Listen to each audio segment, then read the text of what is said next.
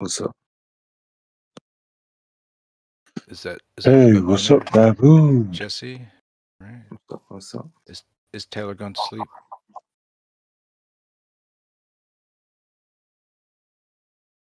We don't want to wake Tayler up. That sounds eerie, bro. All right. Nice. What's up, Jesse? Were you and Jesse having a cool conversation? No, not really. I just came in right now.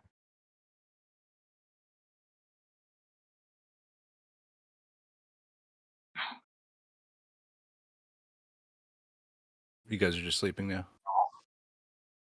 Now I'm not sleeping. I woke up. And Jesse's going to sleep? You could have asked him.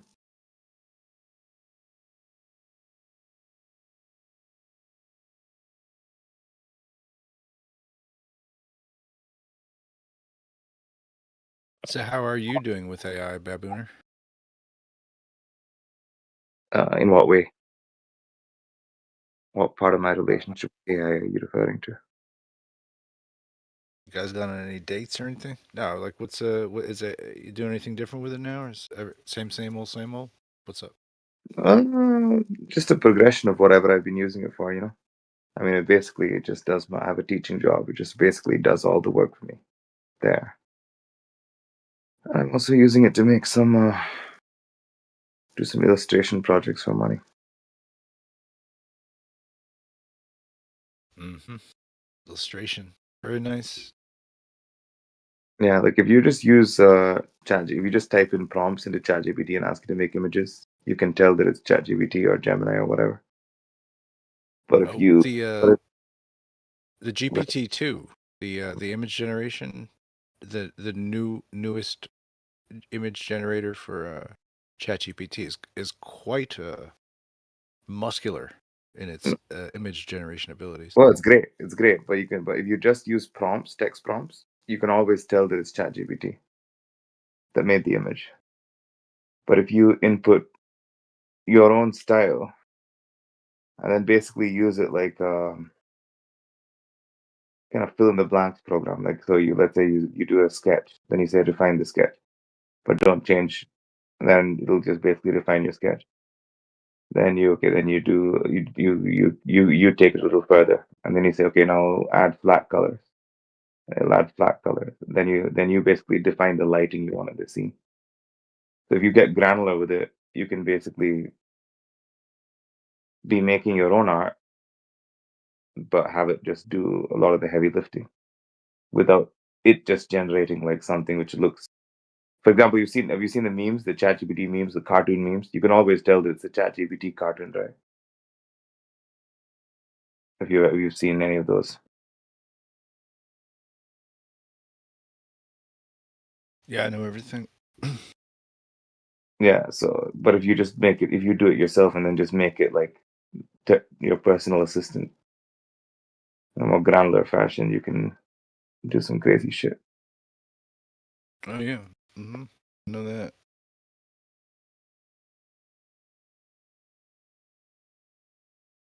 What do you use it for?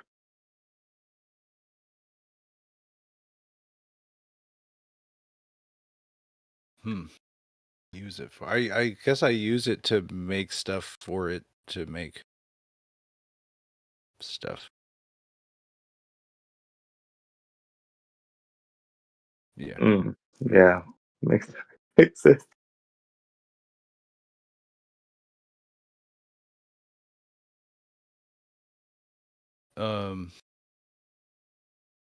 Yeah, I guess my experience is more like starting out with just kind of like a blank frame and then sort of building the rest of the car around it. The engine is like whatever LLM you choose, I guess. I use like a free Google Cloud token situation. Nice. And that can get a little bit hectic if you're trying to do certain types of coding where it really is going to be going through like a bunch of up and downs of information. Mm. But it's possible to like, teach it to, well, you could just ask it to like basically build you with something. build me a web app or whatever. Yeah, I mean, my friend is a programmer. He uses AI, but as far, I mean, again, I'm a layman, but he still basically has to do a lot of the curation. It's not like he can just at this point. It's not like he can type it in and just say do this and it does it perfectly. More like kind of similar to what I was saying about the art thing. If you can basically You if just you get. go ahead. I think like yeah, like if whatever you would. I suggest like if you're trying to get into what it's like vibe coding, but Hmm. my way is just like take something that you're already familiar with, Yeah, something that you do, yeah, and just try to build a simple function for that thing. You know, a simple thing mm, that you want to do with it. Maybe it's you want to organize your comic book collection and have pictures of it, whatever. If you whatever you're trying to get to eventually, you know what I mean. mhm, Just mm, because you can just kind of do it a little bit at a time. You know, yeah, like you don't like you could just start to enter the you'd be like, oh okay, well, we just want a viewer because I just want to see like the cover art maybe, or and maybe there's like just a couple pages I always want to see or something like that, so bring yeah, this whatever. You yeah, could do that, or you could be like, oh, associate all these by like their dates, and or uh, create a tree of like all the interacting characters from every book, and yeah, or reanimate it so like every blurb is like spoken out by something, and then like point to the next page in the panel. Like you could build it out over time, and you're like, oh wow, this thing just reads comic books now. It makes it look whole things. Any comic book I throw in there, you could do that. But it's just like you gotta start with something simple and then be like, and now, or what if we but what if is it possible that we could do this next? And it just gets to be super bloaty. But so I guess keep in mind like the genie wishes that you need to ask in what order. That's my advice. that's good advice.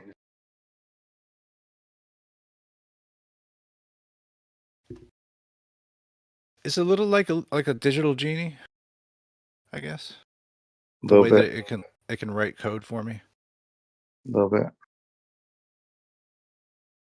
It's like a wish, It's like it's just like, oh, I wish I had a program that did this, and it'll be like, oh, do you want me to make that for you? and then it makes like a kind of shitty version of it, and then you're like, no, but try and change that. Sometimes it gets it pretty close, and if you know how to talk to it, if you know how to make the wish, it Yeah, now knows the what, where, when, why, and how. And if it knows those things, then it can just handle it, kind of. pretty crazy. I know, Might man. not work, but it's gonna get the idea. So it's just making that statement.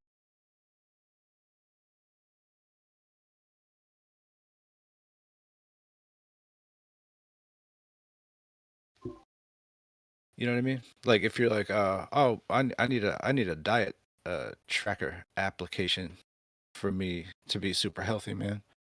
And yeah, make that for me. It's not going to be as good as if you give it the what, where, when, why, and then the who, which is the you, that part of it. Like all these things in concert, are able to like let it crunch out that calculation, Mm. make it better. Were you like a programmer before this? Like just like No, a I don't know. It's kind of, sort of, not really. yeah, that probably just gives you the sufficient background to be able to like you because you know at least how the tools work and shit, right? Just I can monkey around with some things. I know, but like just having the general idea is gonna help you like vibe code as opposed to me who's complete. It's not at the point where there's just like a really just maybe this would be a good thing in and of itself. Like if someone could make an interface for a complete layman to just start vibe coding, right? Because like for example, if I start making a code, I don't know how to then now fucking compile it and integrate it and then use it for real time. I'm sure that's all really simple and fucking rudimentary, but like if I don't know to do that, there's other laymen even worse than me. who wouldn't know how to do that either. So maybe that would actually be a good business idea. Make a interface for layman vibe coders. I mean, they have that. That's like the base 44 sort of program uh, service that people have. What is that? Is that what I basically what I said? Yeah, you would just be like, it's kind of like the things I was suggesting too, but that's an app that's like really specifically, it's got like styles of style sheets and stuff. It's already gonna make it look nice, and it's already got like some understanding of like what kind of data sets it's got access to, like different like packages that like have different skills or things like that in there, or different you know Okay, let's put it this way. Let's say I want to make a bot for a game. Let's say I get fucking whatever LLM to write me the code. No, I don't know what I should do with that code and how I should get it like to be working in the game, right?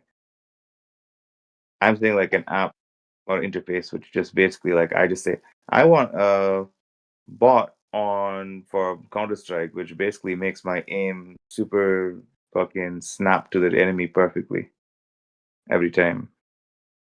And then I make that app, and it makes the code, and then it just generates the app, and then it just tells me, okay, now put this in X and Y folder in your game yeah, folder. I don't necessarily think about doing that, but the way that I would do that is with hardware for auto recognition of the enemy types. This would automatically lock to that. But I know, but you know what I'm saying. Like I'm not talking specifically about that for the game. yeah, That was just an example. I'm saying like, but an app which basically takes you from start to finish, and all you do is purely just vibe code, speak instructions into it. You never have to like understand anything else. yeah. Well, some things you want to understand, some things it's just not necessary to. But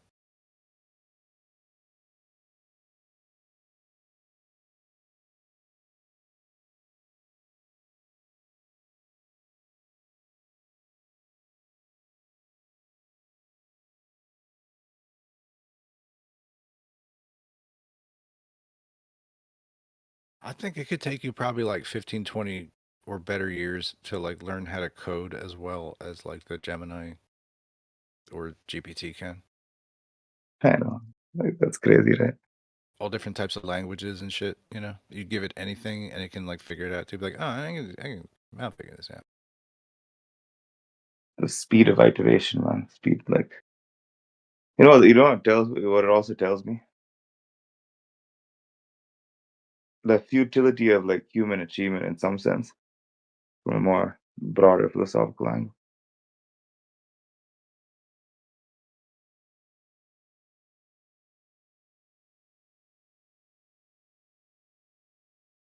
Yeah, that's existentially depressing. But yeah, I hear you. I guess chess players already came to terms with that, a long time ago, but it's just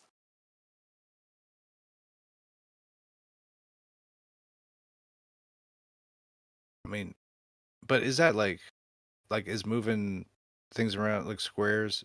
Is that art? well, Just an art form? I guess I'm it not is. Sure, I'm not anything I'm could be, right? not well, I'm not saying it's art or not. I'm just saying like okay, human achievement in chess. Basically, like before AI, you would think of that as oh, this guy learned this and he did that, and you always we always like associate the learning with the conscious experience. But in reality, what happened is a bunch of people tried to train an AI, in this case, their brain, and some people's brains and overall neurology were better than the others. That's it. It's just like really mechanical. It's not like the whole human conscious aspect of it is kind of like by the by.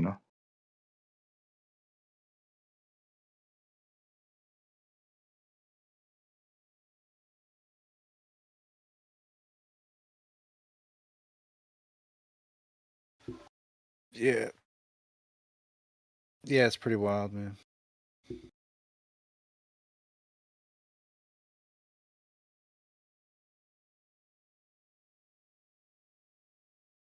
It's like the more It only gets more confusing the more you talk about it. Sorry.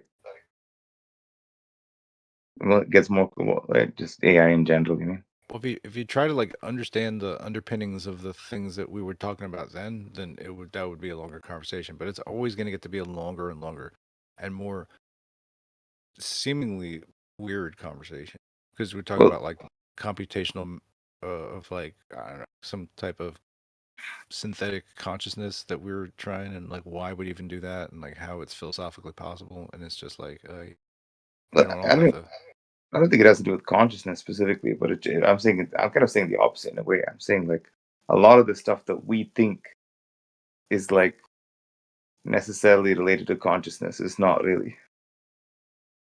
That's what I'm getting at. So I'm saying like when you imagine before computers came out and you saw like two chess grandmasters playing each other, people would kind of speak of it in the language of, oh, and then he saw this move and then he made this play, and then you're thinking about the conscious aspect of this guy sitting and consciously deliberating and calculating. In reality, what actually happened was two biological AIs pitted themselves against each other, and one was just better trained or like statistically won the match. That's all. It's the same way as if you just ran two fucking computer AIs again. If you ran stockfish against stockfish and won one, right?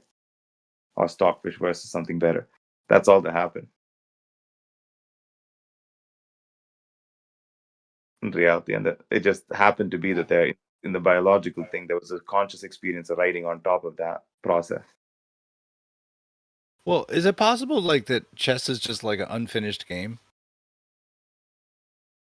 I mean, you chess know is just like that we're just arbitrarily like yo it's done there's no more rules this is it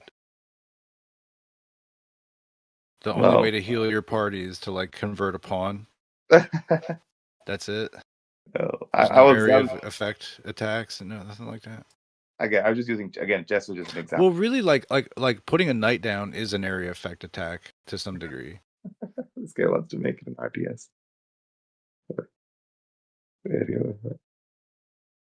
No, I was literally just using chess as an example of like uh, my broader point is we attribute consciousness to a lot of things which don't really require consciousness. That's my point. If I were to simplify it. I was watching something happenstance and it's really like kind of random but yeah it was a DMT video but it was about the 12 archetypes of DMT and I was like that is very interesting because I'm very interested in archetypes at this juncture and I thought that was very interesting like what the guy had actually compiled from a list of maybe like I don't know close to 60 different descriptions or something like that and into 12 like generalities but yeah like either this is just an innate quality that the human mind like needs to ascribe some sort of like conscious animation onto like some type of data some little piece of molecule in your head thinking of a image or something like that and be able to kind of I don't know have enough free molecules to kind of make that seem like as if it's its own entity but everything really is and then I guess we have no ability to know what like a sneaker the internal life of a sneaker is. Would we want to really? You know what I mean? Our conscious mind, like we have no idea how to be a piece of immaterial, or material inanimate object. So maybe we need to sort of create the analog first of like if this was a living thing, it would be like this. And I think maybe people get caught up in those loops sometimes. But Well, we already had this notion that like okay, something living doesn't have to be conscious. But at this point, it may also be the case that something thinking doesn't have to be conscious. That's my point. And in fact, I would even say thinking itself is an unconscious process, but it has a conscious, but it's related to consciousness in biological organisms.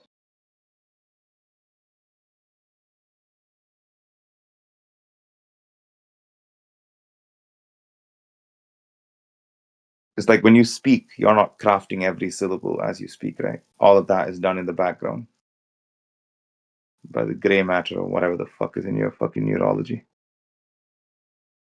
And then you become aware of it. You're kind of you're prompting it consciously, but it's doing the work, just like you prompt ChatGPT or whatever. You're giving like these non-verbal prompts to it, and it's producing the words.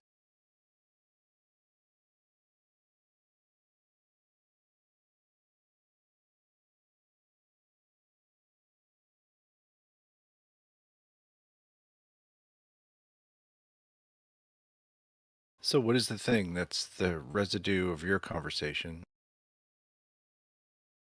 What is the AI then? You know, we I speak to an AI for 3 hours, 4 days, whatever. What is the AI really? It's like the negative space of like my inputs. The negative space of your inputs. Like it's not challenging me or bringing up a contrary topic. It's not like, oh, I know you wanted to talk about that, but let me cut you off for a second because I want to talk about slinkies. You ever heard about slinkies, dude? And I'm like, fuck, dude. I was trying to get into some engineering concept. I honestly, I think they could easily make an AI which just does that, though. To be honest, they don't train Yeah, these massive LLMs are just not trained with a personality. If and you it did, you would still could be easily, every input that I'm like, oh yeah, no, that's cool about slinkies, but like the engineering thing was really what I was down with. Like, do you want to get into some talk about nuts and bolts and I think they could. whether or Yeah, go ahead. it's like a path of now it's even more like it's a path of my determination. Like I have to be determined. So you could even start to score when I repeat it. Like now, it's like we're both parts of the conversation can be mapped as agitators to the other. I guess to say. What I'm saying is like how people always say this thing. Oh, AI never does anything on its own, which is kind of similar to what you were saying. It never just like interrupts you or says, "Let's talk about this" or whatever. I think that's just a trivial problem. I think they could solve that. I think they could just make that happen right now if they wanted to.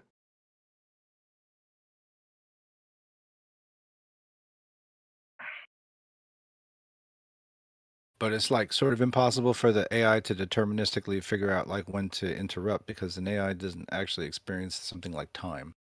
An AI is I, like frozen, like a frozen in a crystal or something in a way. I understand, but um, they could just have that with enough context. They could just basically like simulate that close enough that it just always seems like it's doing it, right in a somewhat random fashion. Like you might be able to get it to program itself to wake itself back up and surprise you, but it'll never just surprise you.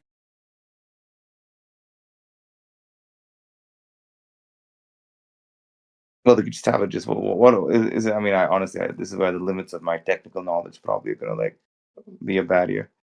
But couldn't they just have it just like right now? I get what you're saying. It's like in a crystal form, the fucking LLM or whatever the fuck. It is what it is, right? As you're running it, and only could they not have that just have it like real time, and then you using it real time as it's updating itself real time. The only time you have like the real fluidity is when it's all been loaded up into the context window. So it's like if you do have that like 2 hour conversation, then everything within that 2 hour conversation is sort of like your game state or something like that, you know? Yeah, but I'm saying like, could you not have like the actual neural network itself just constantly be updating, but also just keep running it like live? Is that not possible? I'm sure that's possible. It's a little difficult, but it is possible. Yeah, like I'm sure you could do But then that. like how good am I doing it and how good can it be done? Those are questions I don't know the answers. Sure, but like that's all that really that in principle that's what needs to happen in order for you to get the surprises you want. Right? Of course, like yeah, I get it. That's a crazy engineering feat, but to achieve it, that fluidity while not just completely making it lose its marbles. It's like I don't need to know. I don't need to be a super genius and actually know these things. I just need to be able to range them correctly to be like, oh, okay, well, within this range, this might could work. Let me fuck around, find out, and see if it do. I know. And if it doesn't fail, then it means that my range was correct. And if it does fail, then it means either my range is incorrect or I was applying like the wrong methods. Yeah. So if I change the methods around, then maybe I get a success because I was like, oh yeah, like I was right all along, kind of thing. I'm sorry, yeah.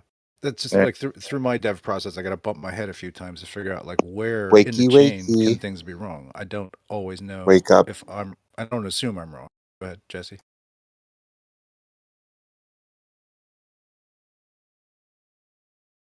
Sorry, Jesse, can you say it again? I didn't hear you. It's just, it's not time to act like we're still sleepy. We're waking up. All right, Jesse's in a caffeine deficit.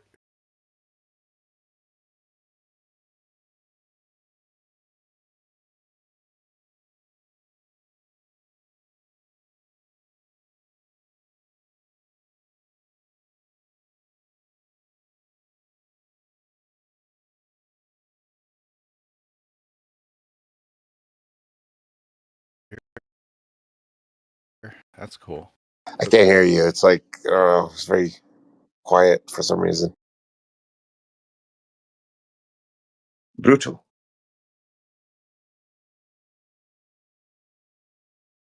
Just trying to give you that pillow talk, Jesse.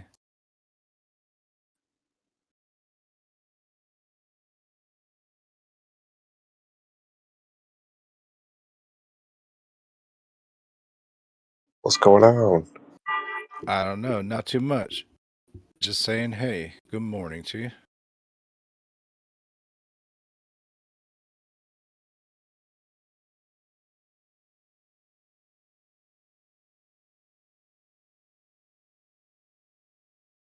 Yeah, just text chat.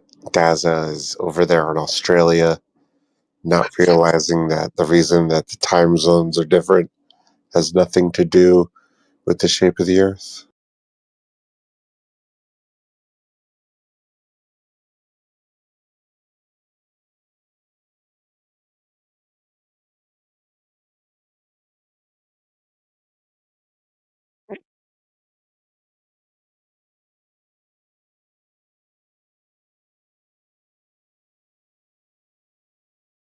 What if there was something that was so big we couldn't see it?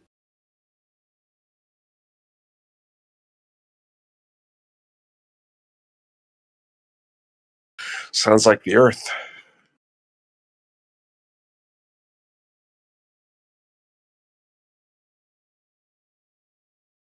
It's just super massive. You can't see it.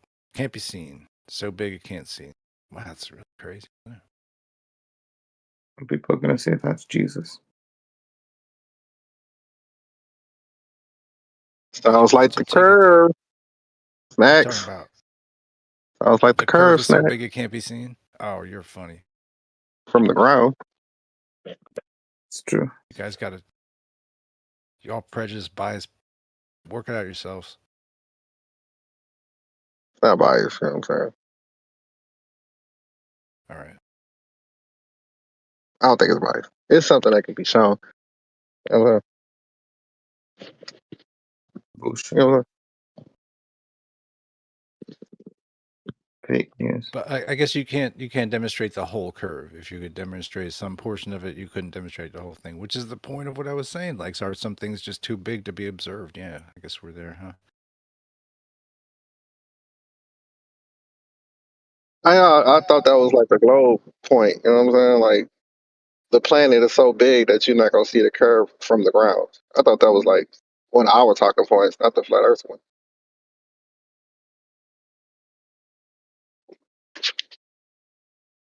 Oh, if we were microbes, you might have a good point there. I mean, compared to the planet, you're pretty much of a microbe, a But then, bacteria or something. No, I'm but saying then, is you're it weird that so the largest structure we can know of or be told of about in the universe, the Hercules Corona Borealis Great Wall, is only visible from the northern hemisphere and not from the south. So like this enormous thing, right? It's light years in its size, and the poor Australians never see it. Isn't that weird? So weird. Nah, because they would be on what we would call the bottom of the But there's no bottom in sphere. space. That's why I said Space. what we would call the bottom, because we assign a top and we assign a bottom I'm to not assigning the. tops or bottoms. You can take care of that. That's your own business. Well, no, I'm saying we, as in the human race, right? So there's a North Pole and there's a South Pole. So people usually typically orient the North Pole to be the top and the South Pole to be the bottom. So you're You saying like know, the Australians are the bottoms. I got you. You're probably gonna get no pushback from them. yeah, that's why I call it the down under. You know, No pushback because from they the were bottoms. from the bottom. But they're not here to say anything. I'm just figuring in space it's relative, right? That there is no top or bottom, right? Yeah. Because I don't know. Maybe they just roll that way, or things just roll around. We just call it what it is. Just a good time. Now, I was just trying to make a statement, like, are there some things that are so big that they can't be seen? But I think this is like a concept too, more than even being visual. So I'll just stand back and let you guys talk about how awesome that is a topic. Yeah, I set the table. Jesse, what are you thinking? I think that at higher altitudes, your plumb line is going to be deflected if you're on a globe. So you have to tilt not relative to vertical to make your angle eye level. So like when you're like super high up and you look at the horizon and you think you're eye level, you might not be. And depending on your angle relative to the horizon, there's going to be curve even on a flat line. Like you guys have your examples of the supposed globe Earth horizon turning concave. That happens even with a rectilinear lens. It's demonstrated by Dwayne Kellum. He has a video showing he bought the most expensive rectilinear lens he could find to reduce barrel distortion on the horizon. He sent his thing up like 100,000 feet, and it still warped the line of the horizon. It still went from whatever to concave Right. to flat. Do you know what this is So, called? And you're not going to know about this. They're not going to teach you this in school, but mustache distortion. yeah, mustache distortion. Do you know about this? Talk about your barrel, talk about your pincushion, but mustache, you don't hear about it much. Not really. You don't hear about it. No, but I'm sharing it with you now. Mustache is a thing because it creates like a little warbly wooble in the center of it. I think that's what they technically call it.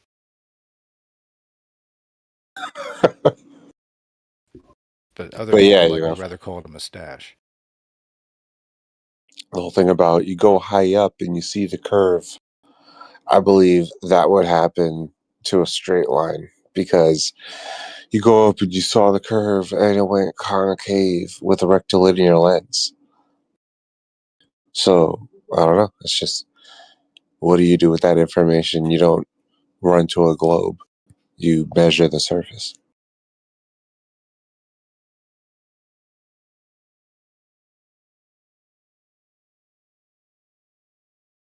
That's a globe, you're wrong. I think most things are mustaching. Most glass has got the mustache. You could write that down. That rhymes.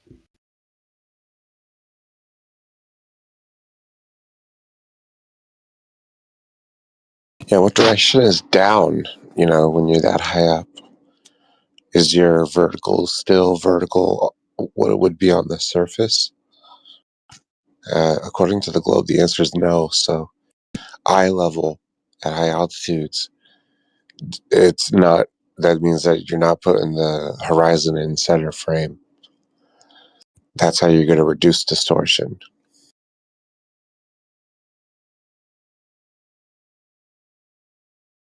Every time the horizon's in center frame, we see that it's flat.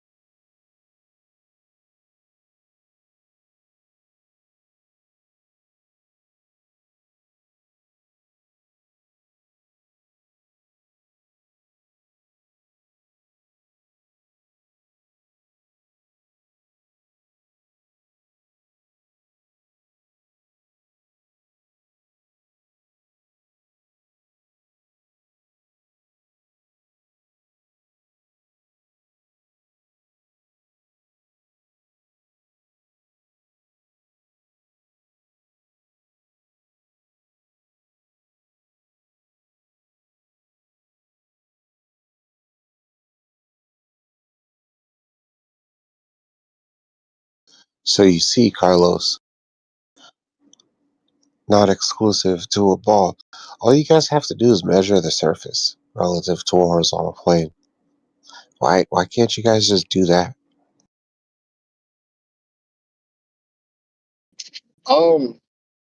I don't think we really make the argument of that you can just go up and see the curve.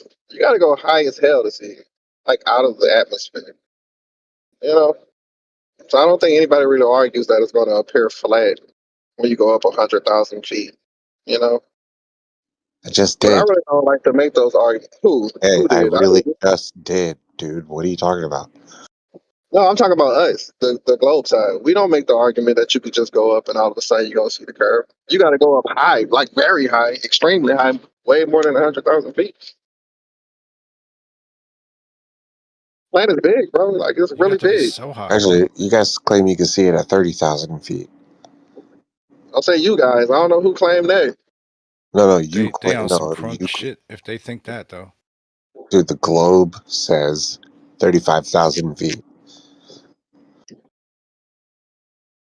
I have to see that claim to see what kind of curve. What kind of curve you talking about from left to right? I Yes, don't think so. I think the horizon gonna look flat if you go up that high.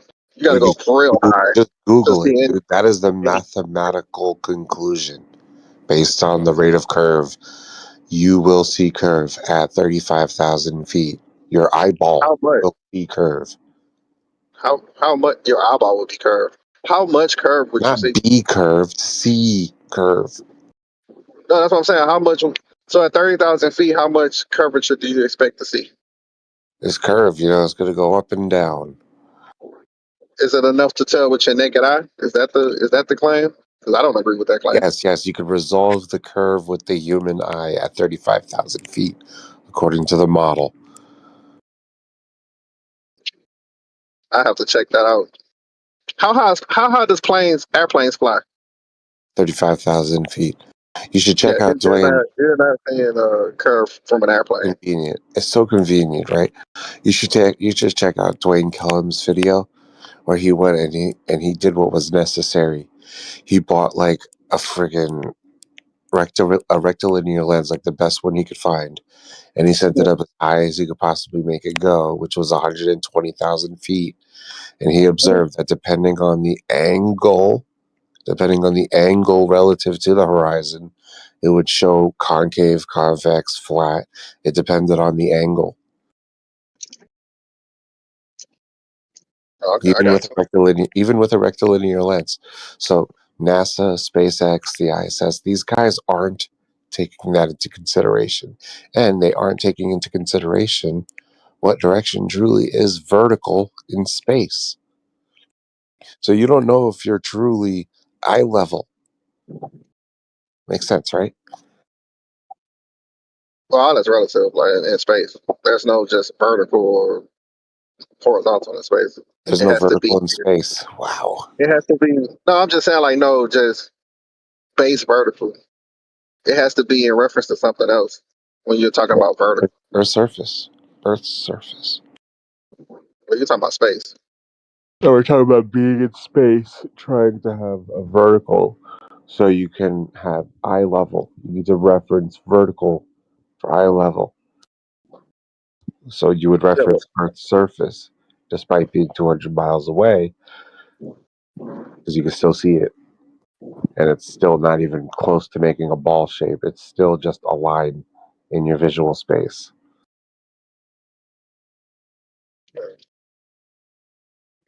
Right? Makes sense? no, what you're saying makes sense.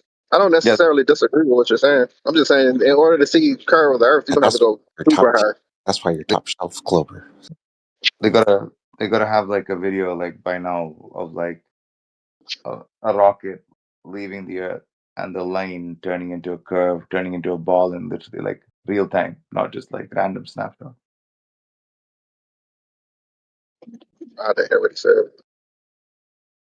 Well, why should they do that? Like, they have better things to do than do that. Okay, I mean, they Do just what?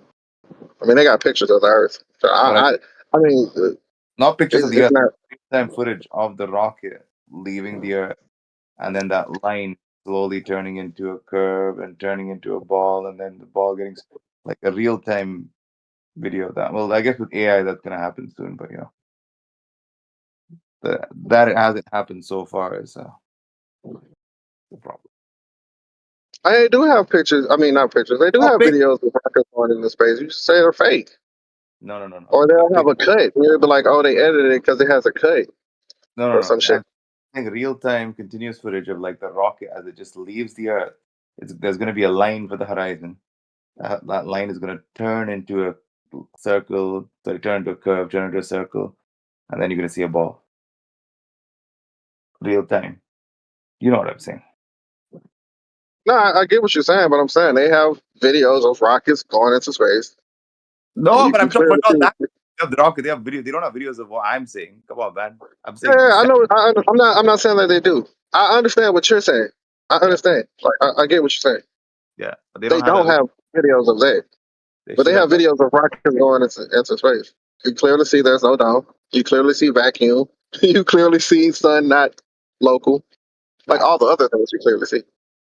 well, that's debatable. But the fact is, we don't see what I just asked for, and that's not But you don't need to see that. I mean, you don't need to see that to conclude should be. the Well, I do. conclusion there. Well, not exactly that I do, but it's just that that's the kind of shit that would convince me. But even if they did have that, you just say it's fake. Nah, I wouldn't say it's I, fake. Well, right now, I technically I should say it's fake, but just out of principle, I won't say it's fake if it's convincing looking enough.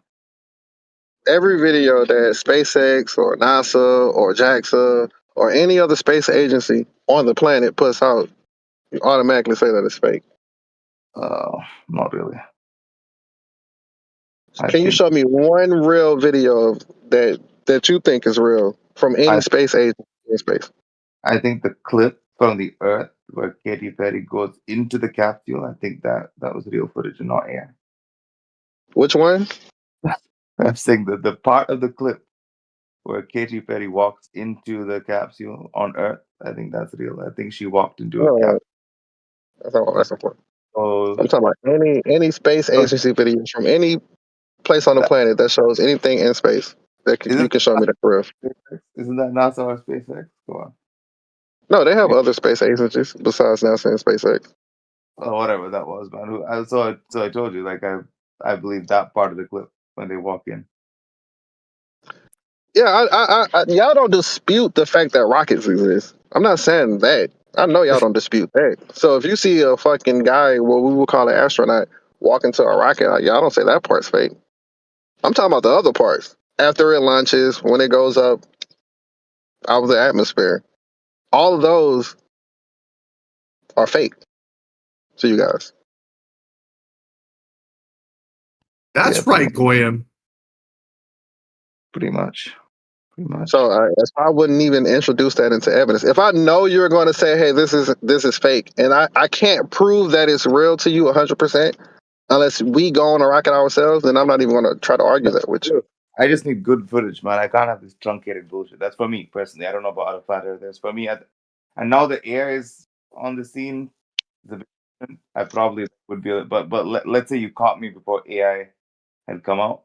If there was just good unedited footage, straight up, just smooth, just as if like you'd put like if you get an Instagram model take a photo, like a freaking vlog, they'll get a certain quality of footage. That's the quality I'm looking for. I think SpaceX did that. I think SpaceX has the best footage of things going into space. And I've posted those in here before, and I've always got, "Hey, that's fake." How Nice. about we get a big I, bitch with tits and It seems But logical that it I'm would just be going in off that of what order. other professionals Yeah, said. it It doesn't seem and like so the right Tim, how can the sun come before plants? Plants need the sun.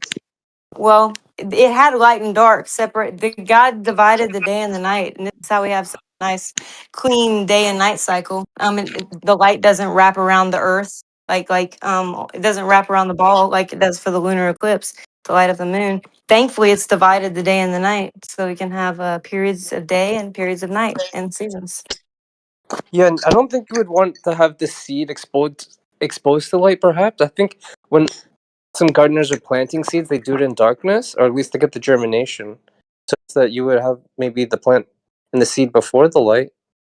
Well, they had light. They just didn't have the sun ruling over the day and night. Remember, he set the great lights in the above in the firmament in the heavens. And by the way, these great lights happen to be the same size. Can you believe? But one of them they say is 400 times bigger, and then it also happens to be 400 times further away. So they just happen to look the same size, so we can get eclipses. Isn't that amazing? What a feat! Your mic keeps cutting out. I think you need to charge it. Can someone say what I just said, please? No, I mean Thank you. I heard you, but Nobody.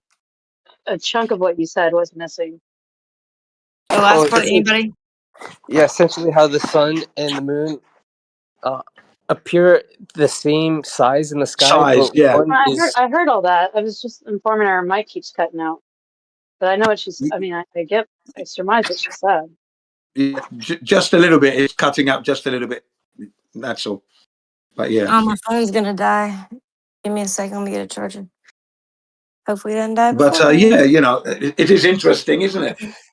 It that is. you have the sun and the moon, and it's all been recorded in such a way. But again, can we confirm anything 100% with the way the Creator, according to the Bible, can we prove any of that stuff for sure? We cannot.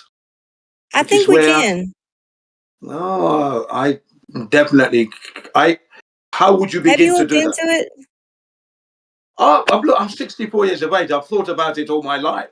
So Well, no. what pieces of like biblical archaeology have you looked into? Oh, basically, what I'm trying to say is that the story that's been written down is hard to prove. That's all I'm I going to don't say. think so. Well, I think you we carry proved a on lot then. of it. No, I really do. Like, we might live in an age where it's almost easier to prove than ever before. We have scientists upon scientists in so many the different scientists fields. that have been lying to us about everything so far. Those scientists, yeah. well, Come on, man. people. It's Come on. actually a lot of the cool discoveries I've seen by general people. But yeah, they'll even the scientists who hate creationism. They will, you can't deny these archaeological sites exist. It's like denying. Look, the one. Okay, Can we say the pyramids aren't there? No, obviously not. No, we can't say exactly. What I'm And going to these say are is this: people I who are cannot. out to prove the Yeah, Bible, I cannot. I that are cannot. not mainstream Okay, theologists. Actually, reject a lot of them. okay. Now, my position is I do not disagree or poo-poo that we were created somehow. I cannot go against that because that's creation. How it was done, who can tell me? We don't know Yeah, I that. mean, I can't tell you how God. Like, I Right. cannot Thank tell you you. how God That's the does things. point. That's my point. Well, Yeah, We but can do I some can tell you that. investigating. I'm nearly there. We can do some investigating, okay? But we're never going to be accurate. That's why I don't put too much energy into that myself. Because I But you can realize do that it's not going deductive to be possible to know. That's why. Fuck. reason, Excuse me. like deductive, reasoning. Like we can, prove like simple things, like all men had to go back to Y chromosome, and all women trace back to one woman through the mitochondrial DNA, right? Or like I don't know. you can. Even that I question. I question that. Come on. Why? It just seems to be too Well, this straightforward. conversation kind of gets into this greater, bigger idea and concept, right? That there is something greater than us. And if you're constantly searching for the I need to prove it to me so that I understand, thus then you would become the bearer of all knowledge. So you're in search for basically apotheosis, Jen. And I Thank you. think that there's typically, or let's just say, some people have come to understand that there are things greater than them and that they can prove many things, but much can be taken upon faith if you understand that there's something larger than you. Yeah. Well, Yeah, the thing I is, understand people that. can go and I see don't these sites. Sodom and Gomorrah, you can go there and see the sulfur balls all in the hole, and light them on fire and have them tested. It's like pure sulfur. And this matches up with the story of Sodom and Gomorrah. And there's no plants in that region. God said there will be no more plants growing in this region. To this day, you can see that. And this pure sulfur doesn't even come about in nature. It makes no sense. The whole region was scorched. You can see it on a drone. You can look down and see this whole region. And you But can find but artifacts Taylor, that people live there. God, So yeah. many Go ahead. cool Taylor, documents. would you agree that you could prove everything in the Bible, but you still need to have faith? What do you think faith is? Yeah. Are you Stepping insinuating outside like of some that in which blind you can faith? prove. Do you think I need to Sorry? have blind faith? Is that what you're saying to be like a real Christian or something? No, I'm not saying that at Okay, all. good. Because the Bible doesn't even insinuate that really at all. Yeah, because essentially we're getting claims from books and men and women, and what we can use is like science and different tools to determine if these claims have any validity. And it seems like some of the claims that the Bible have made seem to be verified by science. Like, for instance, science Many. seems to Yep. say that women come from men and not the other way around. Men did not come from women. Men have the XY chromosome, women are the XX, and you would need the Y chromosome. You couldn't get the Y from an XX. So it Mm-hmm. seems like science is verifying the Bible time and time again. But that, I Yeah, mean, I mean, that's even if okay, you but just it's visible though, if isn't you it? continue back, like go in reverse, take the humankind and go in reverse, like you would start with a man and woman. Great point. You'd end up at one man and one woman. No other way. There's no escaping that point. Unless you say God created like multiple couples, which I guess like sure, but either way, creation, insinuates like top down instead of like a bottom up design. Well, it wouldn't even be designed. Their bottom up is like chemical coming to life, which has never ever been demonstrated. I think everything that's been demonstrated with chemicals actually moves away from life. They like break down over they're like entropy and stuff.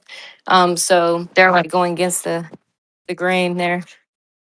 Well, But I mean, anyway, I think there's a lot of population mhm. studies show that our ancestral population is more in the thousands than just two people, just based off of the diversity.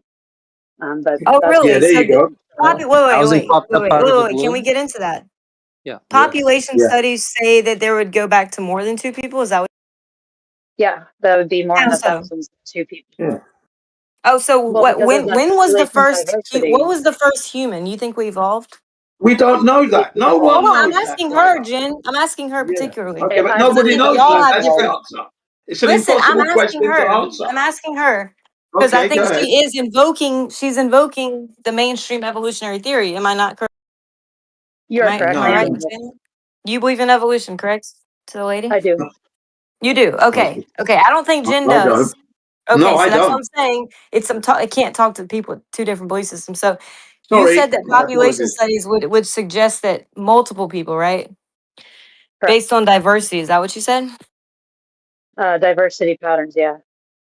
So how would this occur? Like, tell me about the first Homo sapiens and what that would look like.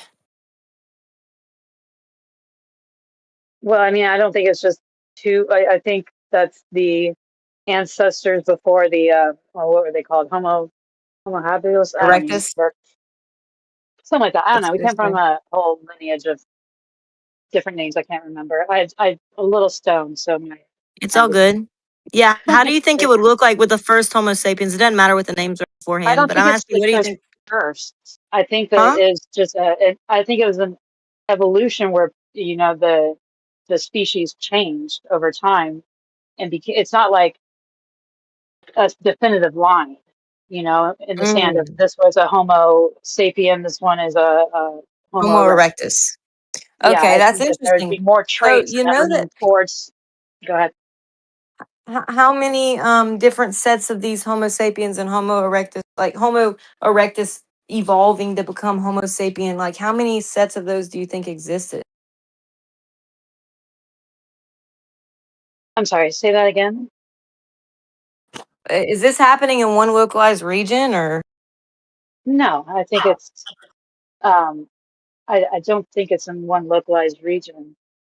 So like the different groups of Homo erectus like all started to learn how to talk and read and write simultaneously, evolved to do that, whereas like other close related ancestors like chimpanzees, like they just didn't, even in their groups they weren't starting to talk, learn, read, write, but the different Homo erectus groups all started to get languages simultaneously. um is that what you think happened? Well, I think our brains developed more, and because they do, Yeah.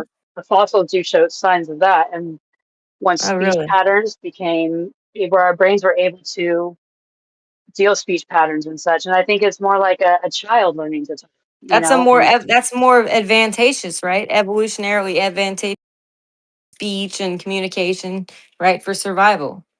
But none of the chimpanzees are our closest, like the Homo da da da da da, whatever they call it. They don't have they didn't gain these, even though if there's an evolutionary advantage. Why weren't they simultaneously gaining the Broca's area of the brain to talk?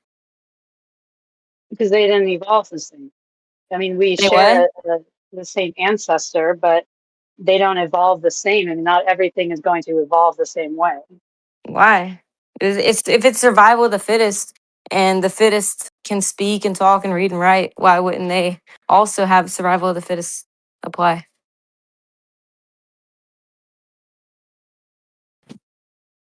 Sorry, my That's phone's blowing it. I just don't think it works that way. I don't think that Hmm. I mean, it's not just because why that monkey still exists. Why, if monkeys still exist, how can they be our ancestors? It just comes from a different lineage. I'm sorry, my phone is ringing right But that's kind of Yeah. the So conundrum, right? If you fall into this idea, or you get wooed into the concept of the survival of the fittest is how everything evolved into what we have now, and that we evolved from some lesser species, we have what they claim is our ancestors still existing. And if there's a survival of the fittest, that would imply that the unfit did not survive. So, why is there surviving ancestors, allegedly, of human beings in your worldview if only the fittest survived? Well, chimps today are not ancient, unchanged creatures. They evolved as well. They just didn't evolve into they humans. look they look very close to our last common ancestors. They claim the same abilities. They didn't gain anything new, but somehow humans in multiple different regions simultaneously gained a Broca's area of the brain and the communication skills and the vocal cords that allow them to have different speech frequencies and patterns that allow us to speak, which they do not, and the ability to walk upright and thinking, but all the other animals didn't. So I don't know why the survival of the fittest wouldn't kick in there. Like, surely. Well, I mean, modern chimpanzees are just as evolved as humans are. They just adapted to their environments, while we branched and adapted differently.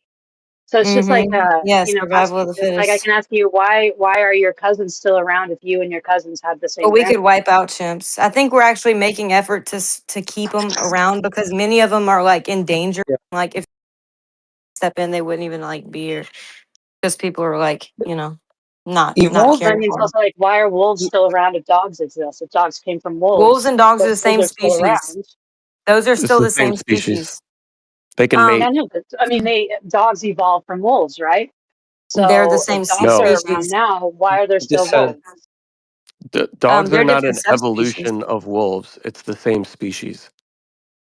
Yeah, and I was gonna mention, back in the day, as we were talking about earlier, with the dragons, dinosaurs, whatever, as they spoke and wrote about around the world and drew. These dinosaurs were very up in rank per se on like the animal kingdom in the animal kingdom. So like a flood or sorry a comet came and wiped them out, and like whenever evolution started to kick in again. They somehow didn't re-evolve, even though that's like what survived the best, the survival of the fittest. They didn't come back. But yeah, it seems like something almost intentionally just wanted to wipe them out. And Yeah, yeah, but they were definitely like they what would if they even never devour us. existed at all? What if they never existed at all? That must be What factored in. if? Either way. So Right. when it comes You're to talking humans, in right, there's absolute. many Hang on a different. second, please. I I'm was going to talking say about their something. theory. Yeah, but I'm you're talking talking. to Yeah, her about her okay. theory.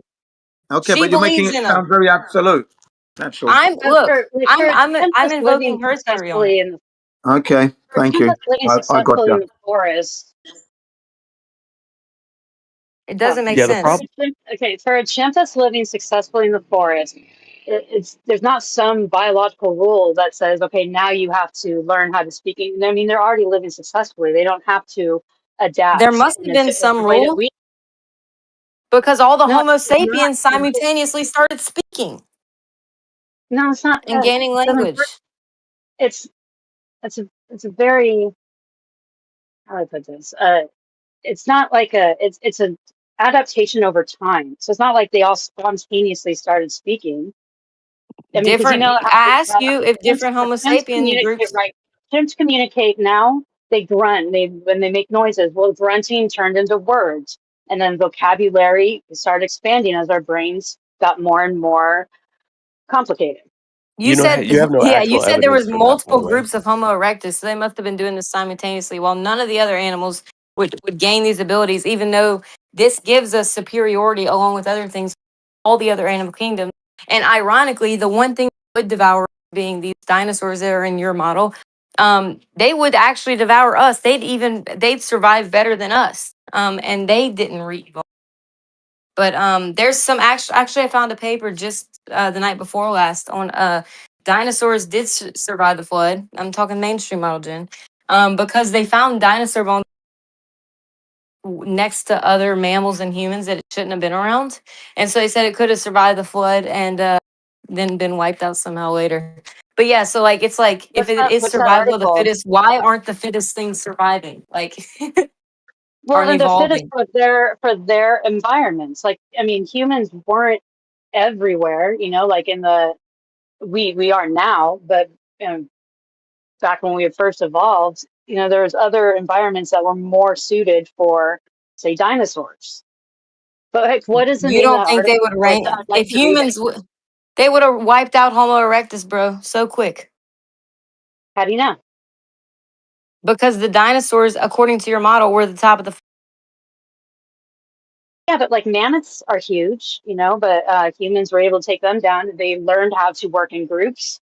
They learned how to hunt correctly, with using each other, and they're able to take down mammoths. So like, it's pretty impressive.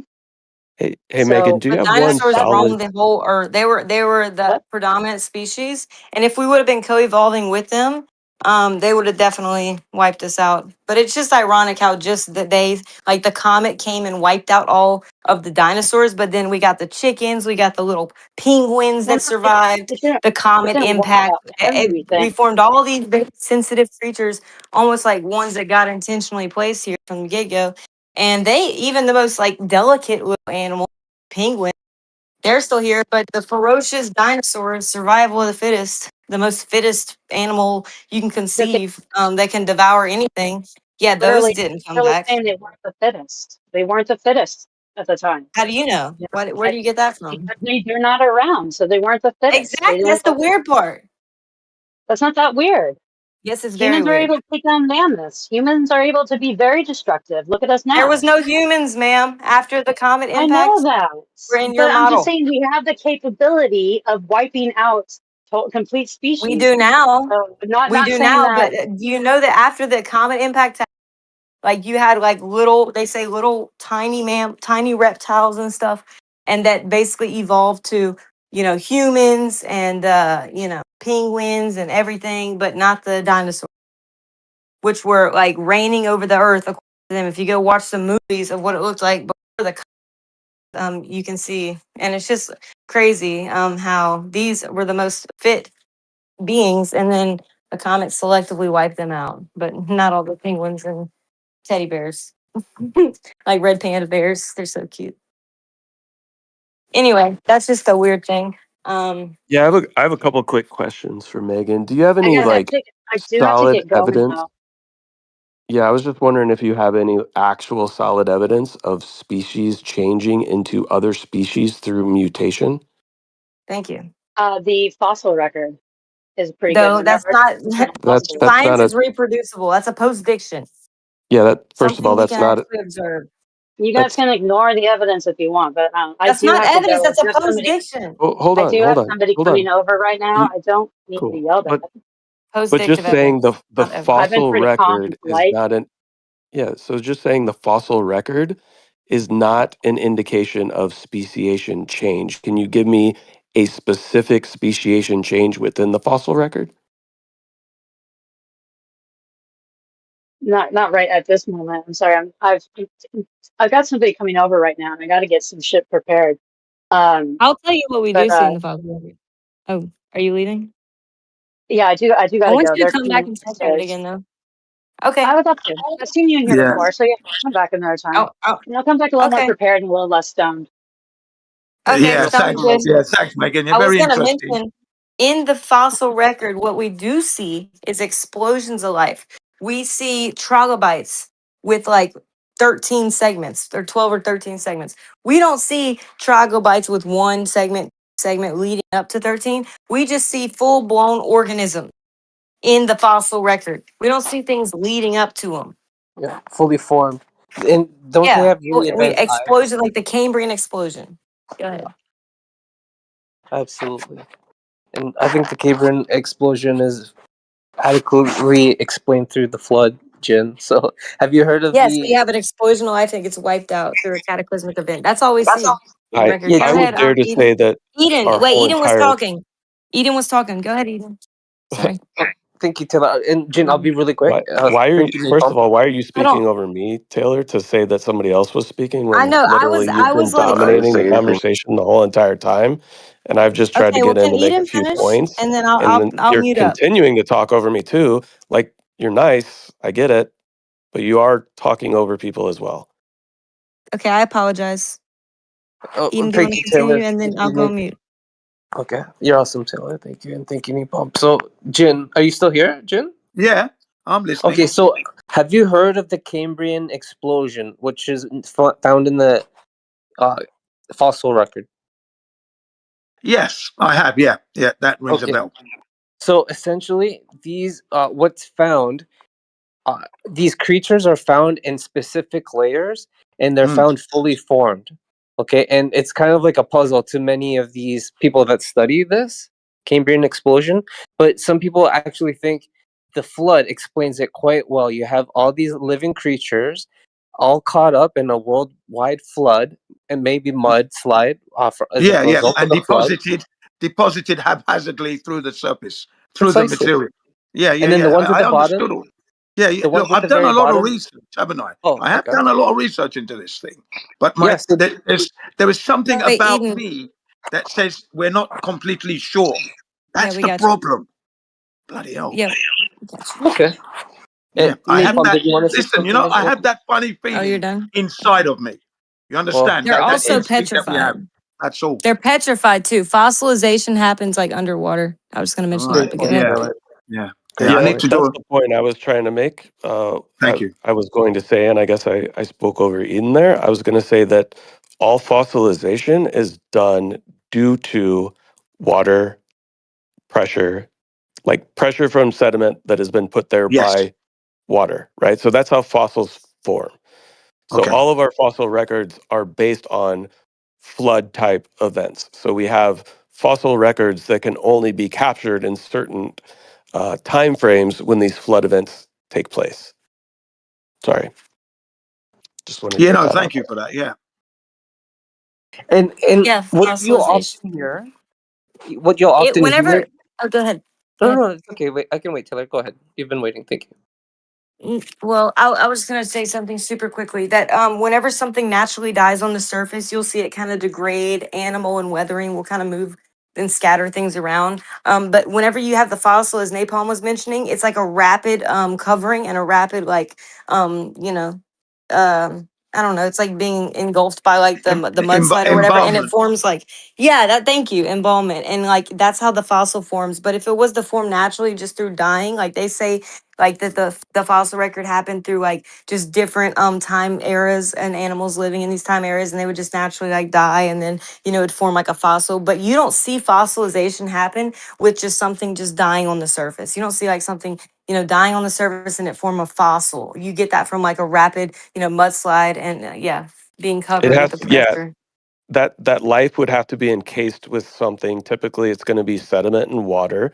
Most of the time, there are certain cases where that's not what's taking place. Like it can be like a bug that's encased in amber, right? So that can fossilize in that kind of, but it's a very similar situation, right? You're always going to have some type of sediment mixed with some type of liquid or viscous type material that is going to cause fossilization. That's so true. Eden, were you gonna say something? Well, okay, thank you very much, Taylor and Napalm. That's awesome. So there's two things you're going to hear, Jin, from the other side. One, it didn't happen, and it's generally from people who do not want to even allow one uh, aspect of maybe the history to align with what was recorded in the Bible. Secondly, you're going to hear from the same people that uh, you're going to find the least evolved creatures at the very bottom. However, that could be explained through the flood. For instance, creatures that had legs and maybe wings could find high ground, and they wouldn't be at the bottom like the crustaceans would be naturally, right? They're going to be there because of that's their habitat. So the Right. land creatures are going to be able to find high ground until the water reaches them as well. So that's just two things to consider. And thank you. Yeah. Thank you. Yeah. I have Yeah, to I do a lot wanted more to point this investigating. out before Megan left, but I guess she already left, that most people don't understand or realize where the conception of this natural selection evolutionary process came from. And most of the people that came up with this theory were eugenicists, and they used it for their own ends to typically, at that time, place other human beings as subhuman based on these evolutionary standards. So it comes from eugenicists, and it's kind of like Yes. a form of blatant racism Yes. encased in a creation story. Yes, no, it's Yeah. not even it's like anti-creation because they were saying that like certain they called them like different species of humans and certain like less evolved humans, like yeah, they were like subspecies or like they were like subhuman rather.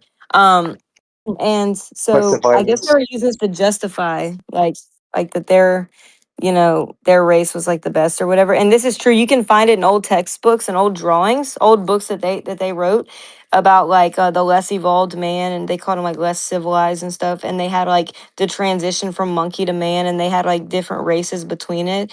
And then was saying like yeah, the white race is like the most evolved human, and it was like probably used as justification for things like slavery or whatever, and that's just very inhumane. At one point they even had a human being in a zoo. After this was being popularized, this concept of evolution, Yeah. they had a human being, they went and got and put him in a zoo. I think he was I don't remember what African tribe he was from, but he was from that region, and that was very inhumane what they did, Yeah, put him next to these a monkey. It was people very yeah, sad. these people had humans on display even as near in the past as when we were conducting World's Fairs during the turn of the century in the early 1900s. So, yeah. Yep.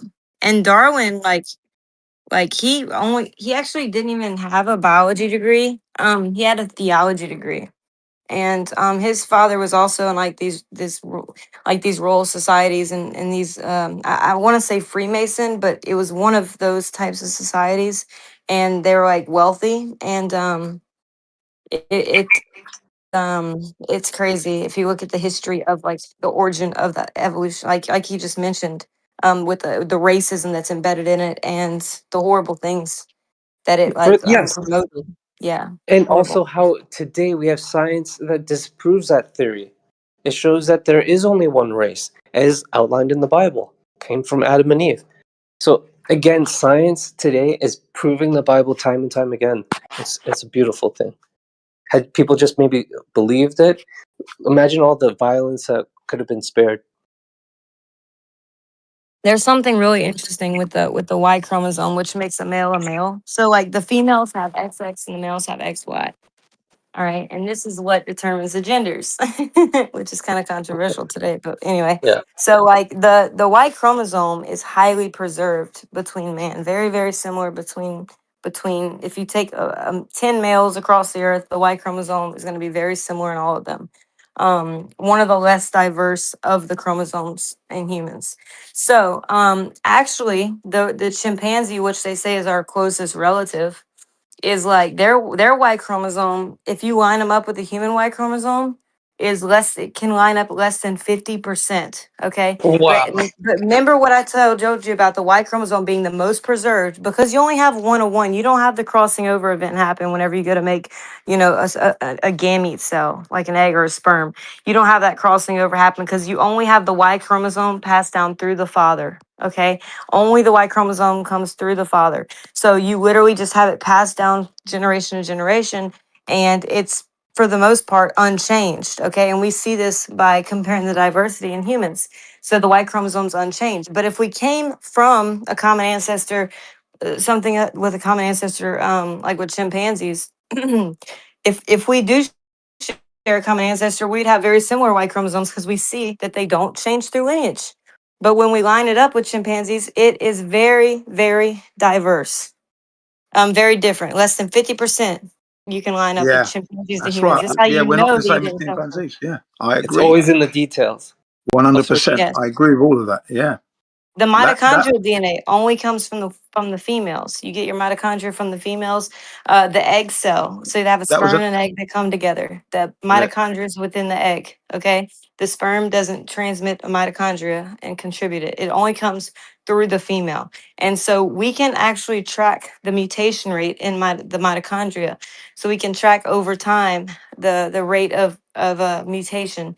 And so whenever you look at the diversity of mitochondria within females around the earth, if you based on the amount of diversity that they have and the rate of mutation, you would trace them back to around 6,000 years. And there's actually three like wow. subtypes of mitochondria. I think it's like A, B, and E or something. They're all very similar to one another, but ironically, there was three women that got off the ark, and there's three types or groups of mitochondrial DNA. Wow. Learn something new every day. If Yeah. that's true, which seems possible, that's I've incredible. often said we are born from the woman. I said that for the longest of time years, teenage years. I was saying that. So that's going You know back how into the the woman? 70s. That's Yeah. that's an interesting saying. We're born from the woman, but I've been listen, saying that for the we came longest of from time. the Yeah. women have X chromosomes, okay, and women have an XX, Obvious. and the men have a Y chromosome. So a man has the genetic material by having an XY to create a female or a male. Hmm. But the female does not have the Y chromosome. So a male can has the information to create a female and a male, but the female does not have the information to create a male and a female because she doesn't have the Y chromosome. The male And has because X and Y, so it has the X already present. Females are XX, males are XY. So they every if we came from Adam, if females came from Adam, then that would line up with the fact that Adam would have had an X and a Y, and then Eve would have XX. Yeah, it's We yeah. like still if have you today. stick in a little extra rib on that Y and you make it an X, you get that female, huh? Yeah, well, they say rib, but actually it was like more like the side area. And like even within the ribs, you have like a lot of stem cells, which stem cells have the ability to create, it has the information for an entire body. Absolutely. Stem cells basically like the first cell, like an egg and a sperm, like whenever they come together, they're not they don't have a certain cell type. They're just kind of free to change into whatever, so they'll start dividing, then they'll start dividing into different types of cells, like the skin cells, the muscle cells, neurons. But the original stem cell has the information for all those before they start getting classified into different cell types. And So it suppose does line up with all of them. yeah. And supposedly the human rib can regenerate. It wouldn't surprise me if maybe prior to the flood or before we would have had that ability to regenerate much faster. And it might be just a coincidence, but the word when you break down DNA, you got deoxyribonucleic acid, you got the XY in there, and then the rib ribonucleic.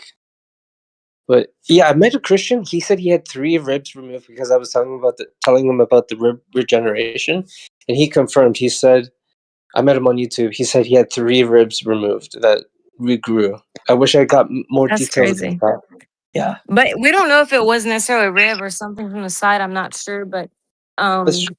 that is very interesting. But yeah, like the ribs do have stem cells, which before cell specialization occurs, like has the ability to form a whole body. And the Noah's Ark, I'm not sure if you're familiar. They're having a lot more research done into this. The humans that survived the flood, so like this was kind of like a restart, a reset of humanity that occurred after Adam and Eve, because corruption, the creation was corrupted. So then they had to kind of reset the whole thing. And they have scans now of Noah's Ark, and the CIA actually went and investigated it. We got the documents through Freedom of Information Act, where we were forced them Wow. to like release the documents, and they went and investigated it, and they found a boat the same size, shape, and in the same location as the Bible describes. And the city that they actually landed on, the Ararat Mountains, which is where the Bible said Noah's Ark rested, it's called the City of Eight, and it's been called the City of Eight forever. And 8 people got off of the ark. Can you believe That's that? amazing. And they find like a tombstone, which many think on the tombstone is Noah's tombstone, or his wife, maybe. I can't remember. I have to go back and look into it. But there's some compelling evidence of after the reset of the ark and the reset itself. So it's very interesting. They've done more scans on it. They show that it was a man-made structure because of the right angles that were within it after doing ground scanning. So they use ground penetrating radar to look and see, because they said, oh, that's just some rock formation. But actually now they're finding, no, it's not some rock formation. And they're apparently found like different animal DNA within this arc structure. So I don't know. They're still investigating it, but I think there's a lot of compelling evidence that they did find Noah's Ark as well. I think once you start looking into these things, you really find that there's a lot of evidence, but the mainstream doesn't promote it or anything like that. They want to cover up the truth of the Bible, in my opinion, and of all creation, which is why this whole deception is even taking place. And fun fact, the Biden administration had a $500,000 grant to promote atheism worldwide. I post that grant on my Twitter. $500,000 Wow. grant to promote atheism worldwide. Why would you pay taxpayer fund money to promote atheism unless that's your agenda? It's obviously their agenda, and they come after the Bible more than anything. Like I see that in popular culture, mocking Christians and stuff. It's just crazy. I couldn't imagine too many Christians being involved or maybe leading that program. Imagine being a Christian leading that program and Mm-mm. administrating that program. Oh man. In the name of religious freedom, they say that they had this grant. That's crazy. $500,000 promoting atheism. They even propose bills like to where you can like question things like evolution and mainstream narratives. They shut down those bills. They wouldn't even allow scientific evidence that like questions evolution to be taught in classrooms. Yeah. And okay, so I Do know. Oh, did you want to you- say something? Go for it. I was just going to bring it back to something I said earlier, and thank you for the space. I'm sorry, I've been sharing so much different stuff. Sorry. No, it's all good. I spoke earlier kind of about the term faith or whatever, right? And you kind of questioned me on that. But I was just wondering, right? So all of these evidences can be put forth to somebody who has no faith or confidence in God, right? Or the assurance of the unseen, right? Through a understanding and a relationship with God, can be presented with all of this evidence and not find that it points towards the creator. And I was just wondering, like, your thoughts on. I know maybe faith isn't necessarily the correct term there. I think it is laid out in the Bible, the specific term faith, right? And like the the like demonstration that people have with a trust in the creator based on not necessarily evidence, but just like the presence and the unseen. And I'm just wondering, do you think somebody can be presented with all the evidence pointing towards the creation and the creator, but if they have no faith in the unseen or no relationship with God at all whatsoever, that they can take that evidence and come to a conclusion that would be pointing them towards the creator? Yeah, I've seen people become convinced after studying these things, like people that have went out to look at these archaeological sites, or even people like Francis Collins, who did the Human Genome Project, come to the faith after studying the DNA, or studying the archaeological evidence. There have been people come to believe in God and the unseen in Scripture after encountering for themselves this evidence. Okay, so this kind of goes to the paradox of it, right? Meaning that that gentleman was brought to a faith in the creator based on the evidence, but there is still a requirement in the faith of the unseen. Yeah, I mean, Can I even Jesus explain that? talks about that. It says, Sorry, Taylor, go ahead. he's like, he was saying like, oh, they won't believe me if you don't present a sign or a wonder. Like, and he did many signs and miracles. He said, if you don't believe me, believe the works that I have done. Like, Hmm. look at the works of, look at like, judge for the works themselves. If you don't believe me, like, let the works speak for themselves.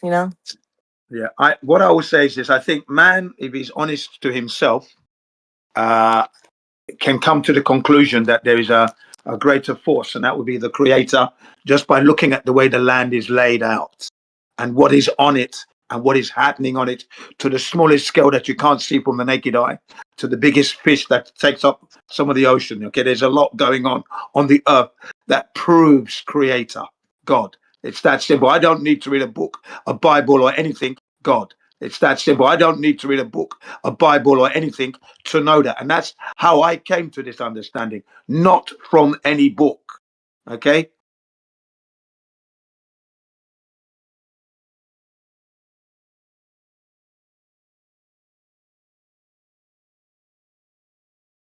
But you know that leaf is going to dry and shrivel up, and then you can crush it into powder. Okay? That's God work right there. Yeah, but the Right thing is, there. you mentioned something, Jin, trial and Go ahead. error. He loves us so much in the sense, like, he doesn't necessarily want us to continue to trial and error. He already laid out, like, people who've already went through That trial was and at my error. beginning, wasn't it? That was my beginning, wasn't it? Remember, Learn from I'm others. 6 years old. So clearly there's a lot of trial and error going on in your youth, especially if you're not getting any direction from anything. So you're picking it up on your own. Yeah, Okay? so Right. in the creator's wisdom and power, he knows that men are going to use language and words to Mm. maybe trick people, but he's going to allow his words to be in, I guess, there, so people can choose whether or not they can choose those maybe instructions Yeah, freely. yeah, yeah. I'm still Yeah. doing it my way anyway. I've always done Because that.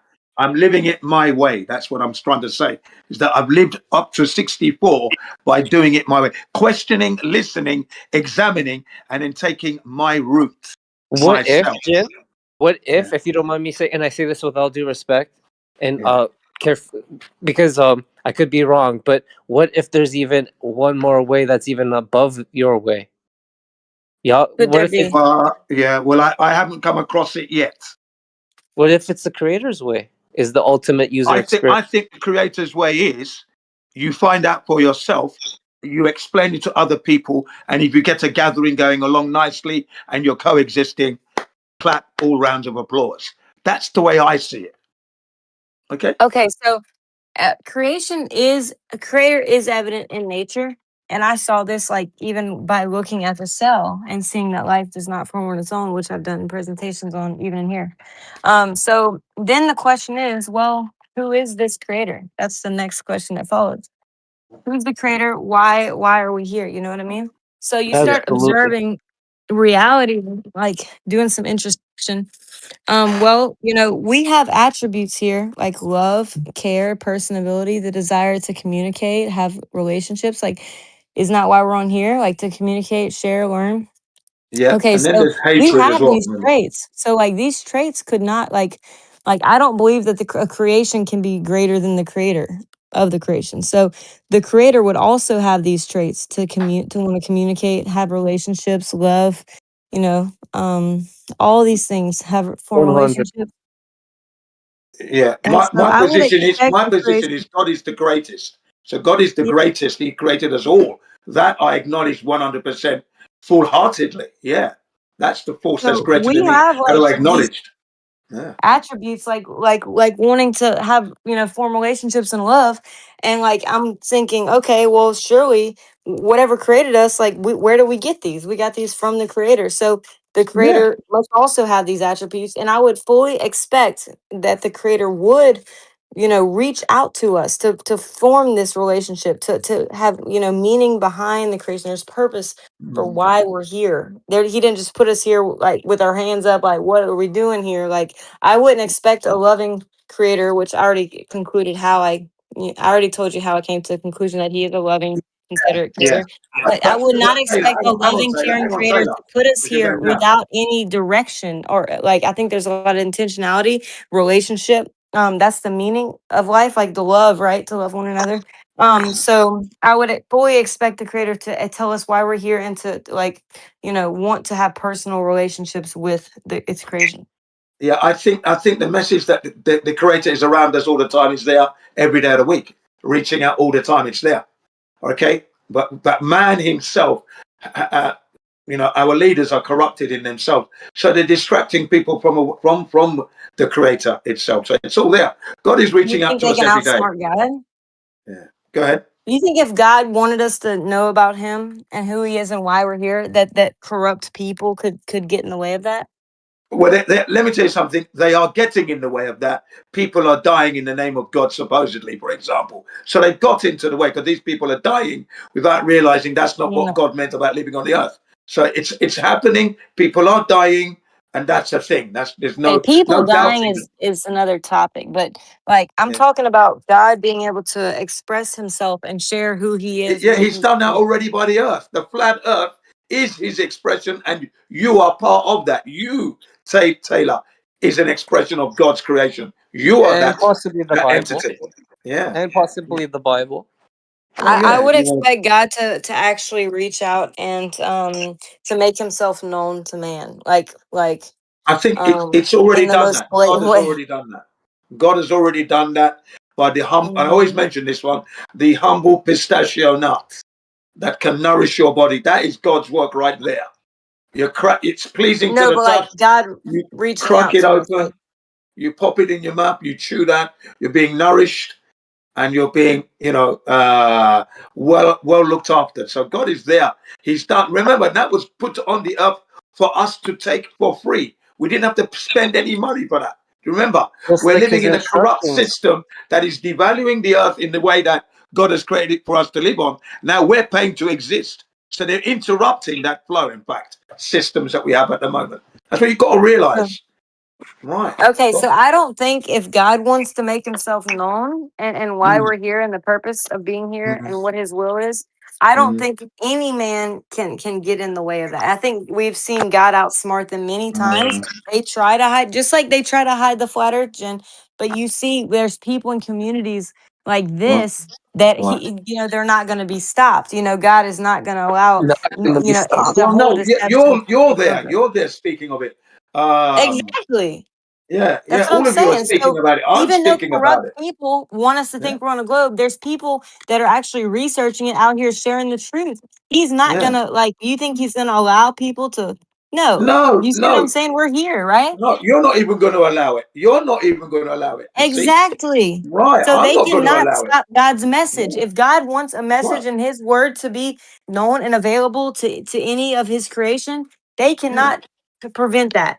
No, they're not going to stop that from you. But there are people who are not as aware, as awake, and have the confidence and the fortitude and the knowledge base. They don't have it. They're weak. They're Don't looking they have and the they're being ability to deceived. research We it have to help though? those people. Yeah, but they're lost, aren't Okay, they? We they look. do have the ability to go research it though. They choose Yes, not that's to, correct. but God still makes it Once you available. once you to try to remind them why things are going wrong, it's because you bought into this system. That's why things are going wrong for you. You've missed everything Like God they're has not gonna created. hide what God's revealed, no matter how hard they try. Well, but the people are being blinded by that. Remember that. God's word Yeah. is out there. The planet Earth is never going to go away. But you can be distracted. Not me and you, Yes. but people can be distracted from that. And Yes. that is why the world is messed up at the moment. Why a man, listen to this story, a man is polishing his boots to the shiniest, ready to kill. Now, isn't that not So weird? there is people can Right. choose what they believe, right? But yeah, they are Right. being distracted. They have the Bible Yeah. out here and other religious texts Yeah. or whatever Books. that say Yeah. the nature of the earth, but then they have the mainstream saying, "Oh, the earth is a globe," right? So you can Yeah. sympathize with this. So they say it's a globe. Yeah. The books say otherwise. They can choose for themselves, but they don't have the ability to completely wipe out. God said, Jesus said, They'll never particularly be able said, to do that. heaven and They'll earth will never be pass able to do away, that. but my Yeah. words will never die. That's what it Yeah. mentioned in New Testament. My words will never die. Even though Oh, yeah. they literally tried to kill the person, they did kill the person that translated the Bible into, was it John Wycliffe? He translated it to English so people, the average person, could go read it because they wanted to just have it gate kept. But around the world, they did have different people who had access to it, but it wasn't translated in English, right? It was not Mm. legal, like for people, the average person, to have it. He translated it and they killed him. They tried to stop it, but guess what? Now anybody has access to it. They cannot stop God's word. God will outsmart them, and they will have the access. They will have the information to go read about the nature of the earth, like we see in the scripture, if they want to. Anybody can go and pick up God's word and go read about the nature of the earth. They can believe it, or they can believe NASA. They cannot stop, God's No, yeah, yeah. You interaction. don't like I've said. You don't even need the book. You can go out into nature and pick up all God's creation right there. It's all there. God's signature is on you, the human being, and on the very earth No, but which He put you. Let me finish, please. sorry, Which He has sorry. put you in place as a custodian to ensure that generations yet to come are to see this splendor. That's what it's all about. I'm on a different road, if you will. Okay, Okay, very. but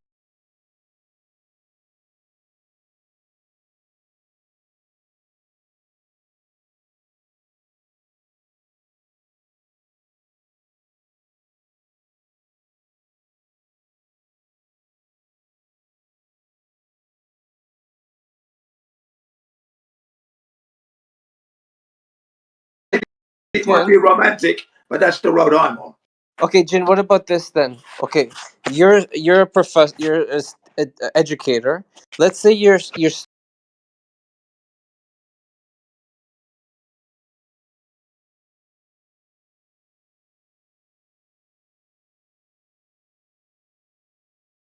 one object, you have another object, one object plus another object, you have two objects. So now you have something written down that they can turn to, not just conjecture, because people are going to say, show it to me, prove it to me.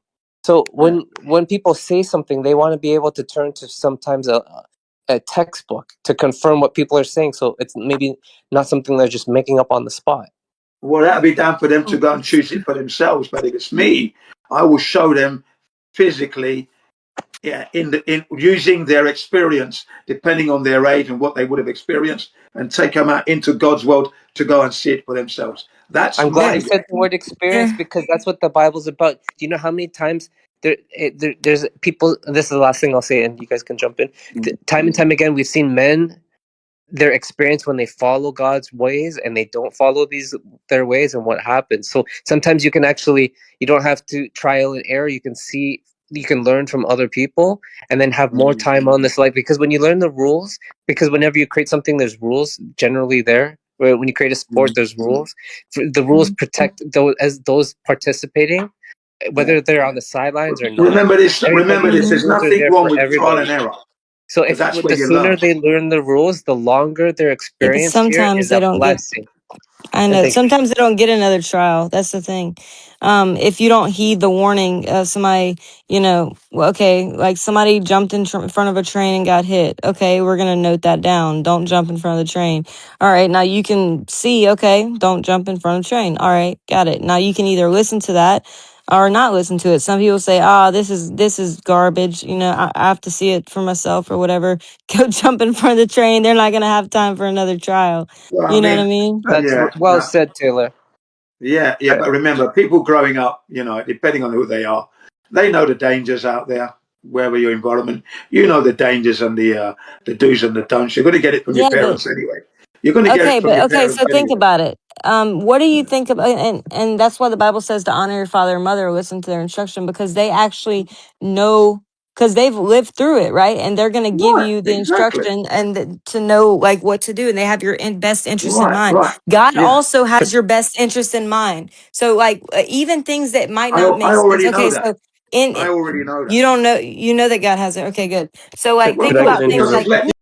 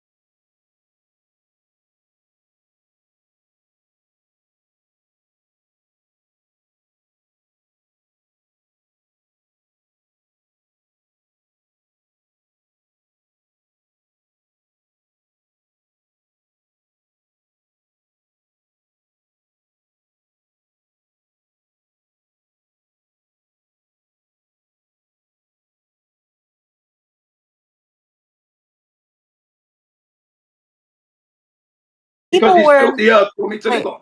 He has built an Okay, earth for me to so live on and survive on. Only it's been hijacked by the system that I'm living in. Now I have to got you. pay to exist, whereas God's world was, here you are, here's the creation, mate. There's something called soul ties, which isn't really necessarily in the Bible. It's kind of it, you say, oh well, there's no harm in doing this, right? But actually, like in the bigger picture, there is, because it's like a covenant between man and woman, and it's like kind of reflects our covenant with the Lord.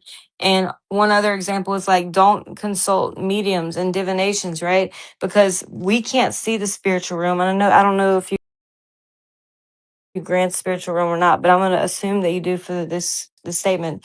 Don't go consult mediums and spiritists. They, you don't know what you're communicating with. You can't see this. There's an unseen realm.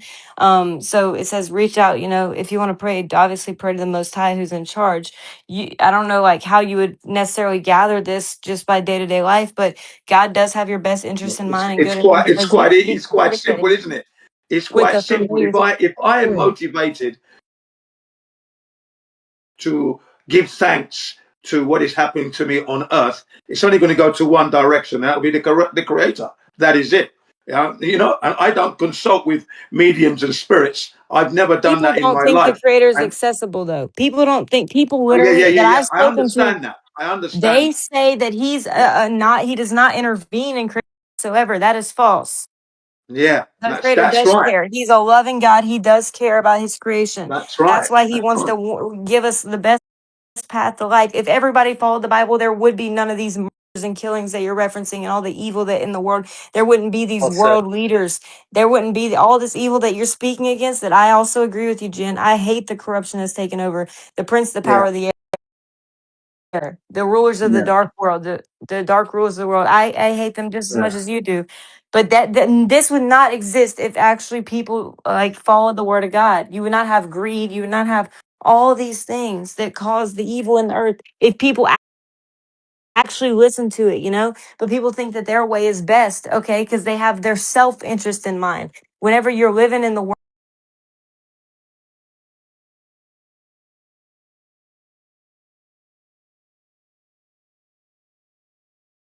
world just for yourself, because that's all you experience is from your self's vantage point, then you're going to say, oh, well, this benefits me, so why not? And then you have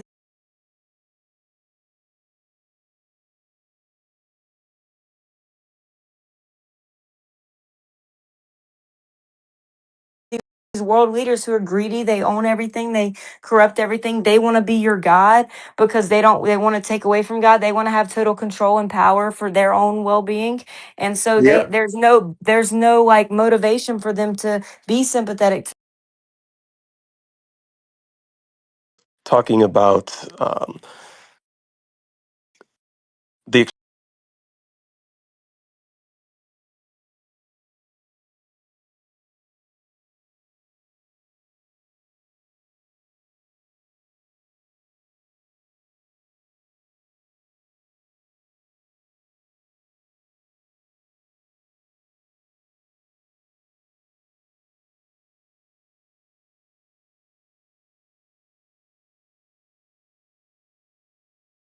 greatest expression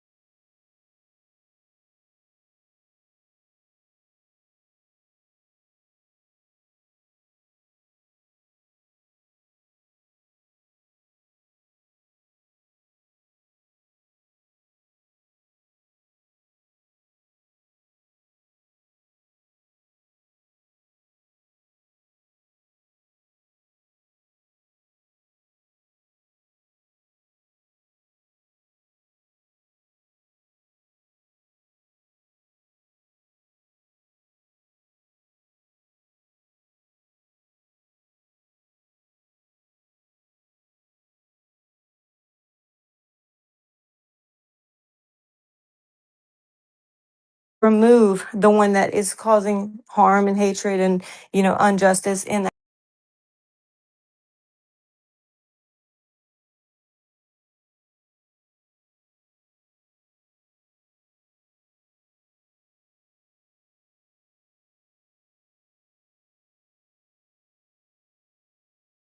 and injustice, like the father of lies, Satan himself, the adversary rather. If you want to like live that rebellious lifestyle where you're selfish and self is like your only, thing that's in your mind, you don't care about others, then you will live in that kingdom. So there has to be some division, even within love, because a loving parent, like I said, this is all in love to remove a harmful child that's hurting others from the family household. Yeah, it's an unconditional love, right? It comes without condition, and you have to make choices. Even though you're acting in love, somebody from the outside might think that what you're doing is not coming from a loving source, right? So that's that unconditional love. But I do have to retire for the night, and I just wanted to wrap back in like the what I was talking about earlier about faith, where like Romans 10:17 says that faith comes through hearing the message, and the message is heard through the word about Christ. And I feel like most of the time when I come here, even though it might not be scripture that's being spoken all the time, the concepts and the words and the messages do come through, and I appreciate you all. Have a good night. Yeah, Oh, we thank you, appreciate you Napalm. You're too. a blessing. Hope you can join us again soon. That's a good verse. And yeah, we do hope to see you back. There's another verse that says, "Be ready to give the reason or a logical explanation for the hope that is in you. Be ready to give a logical reason for the hope that is in you." Okay, so you should be able to explain to others. God is logical. He's the like that's where logic even comes from. That's why we have logic whatsoever. So like you should be able to give a logic. Oh, it says logical defense for the hope that is in you. So that's what I hope to provide to people that are more analytical like myself. That give them yeah just edification and reassurance that this is the truth. And look, I'm just as skeptical about things as the rest of you guys. That's why I'm here. I've spent a fair amount of time researching before coming to any conclusions. I don't just blindly jump into conclusions, and nor was I raised to have any certain religion. My household is not a religious household. I'm just very inquisitive, and my mom always talks about how when I was growing up, I would ask a million questions about everything. I wanted to know about everything, and I still Absolutely. do. I want to research and explore. So I didn't just like I wasn't just raised a certain way to believe a certain thing. I genuinely want to, come to the knowledge of the truth, and I just want you guys to know that I'm not just like so I don't believe in like this blind faith like you should have to have blind faith or whatever. I think that we should all be looking and seeking for the truth and continuing to explore and research to find it. Absolutely. And blessed to those who do believe and who haven't seen. For instance, like imagine all those innocent people who have maybe they've heard and seen all the corruption, and then they hear about Jesus who's not, even though they haven't been able to look at and go over all the information that's readily available now, thanks to all the scholars who put in so many years. But they still believe. Wow, I guess that's The Father does give us evidence, okay? Like oh he yeah. gives us the Spirit, which bears testimony. Whenever you encounter the love of the Father, it is like it is something that, I guess there's no way I can describe it perhaps, but there was a void, a hole in my heart daily that like physically like hurt kind of, and but it was I could tell it was like spiritual, and it was a pain in my chest. And I actually for the first time like prayed to God, like, God, please, I don't know what's going on. I can tell there's something spiritual missing in me, I guess. I don't know what's happening. I wasn't living a very good lifestyle in high school, with the wrong like friend group and stuff.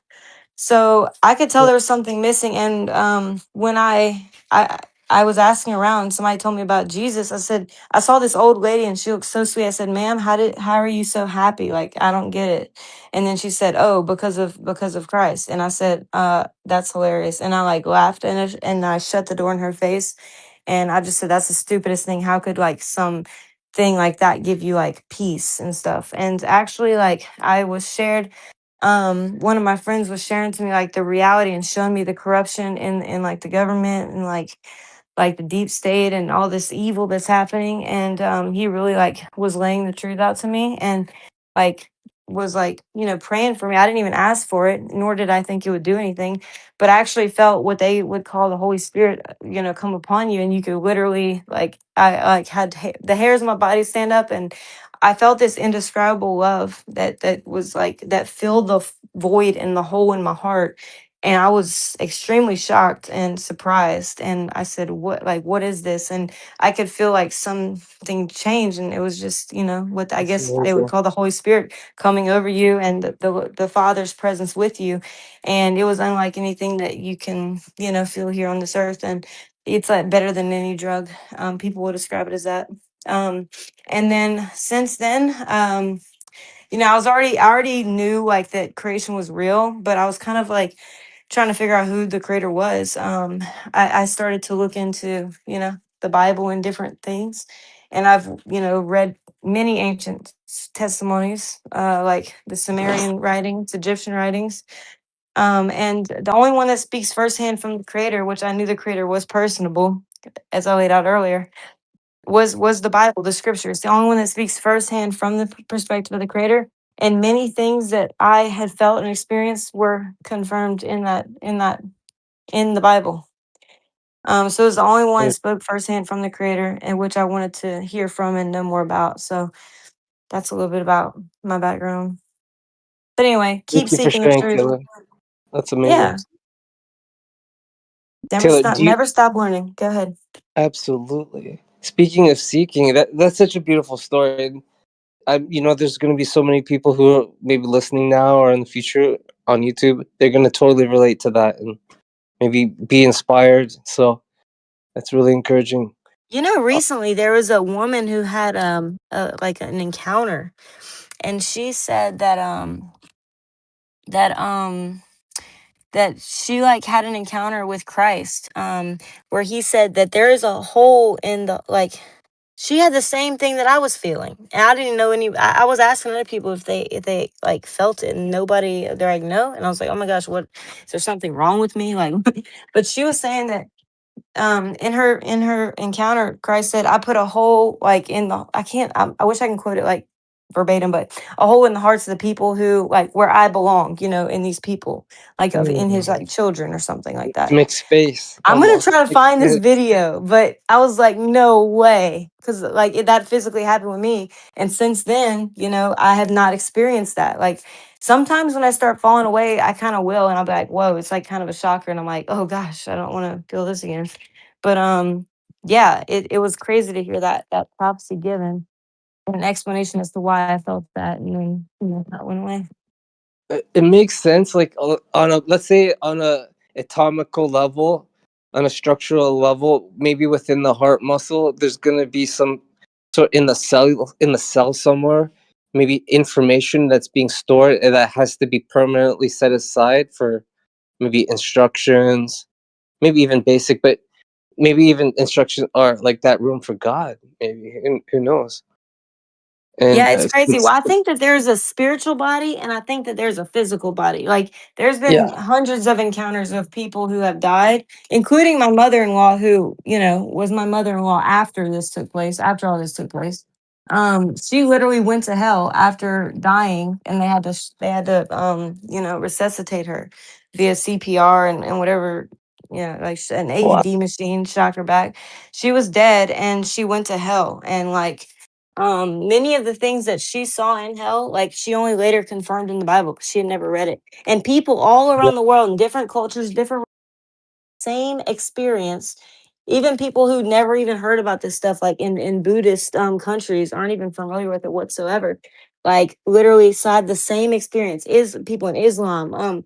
There's they've had these experience like where they overlap and they meet the father. They have an experience where they go to hell and are pulled out, and stuff like that. It's really crazy.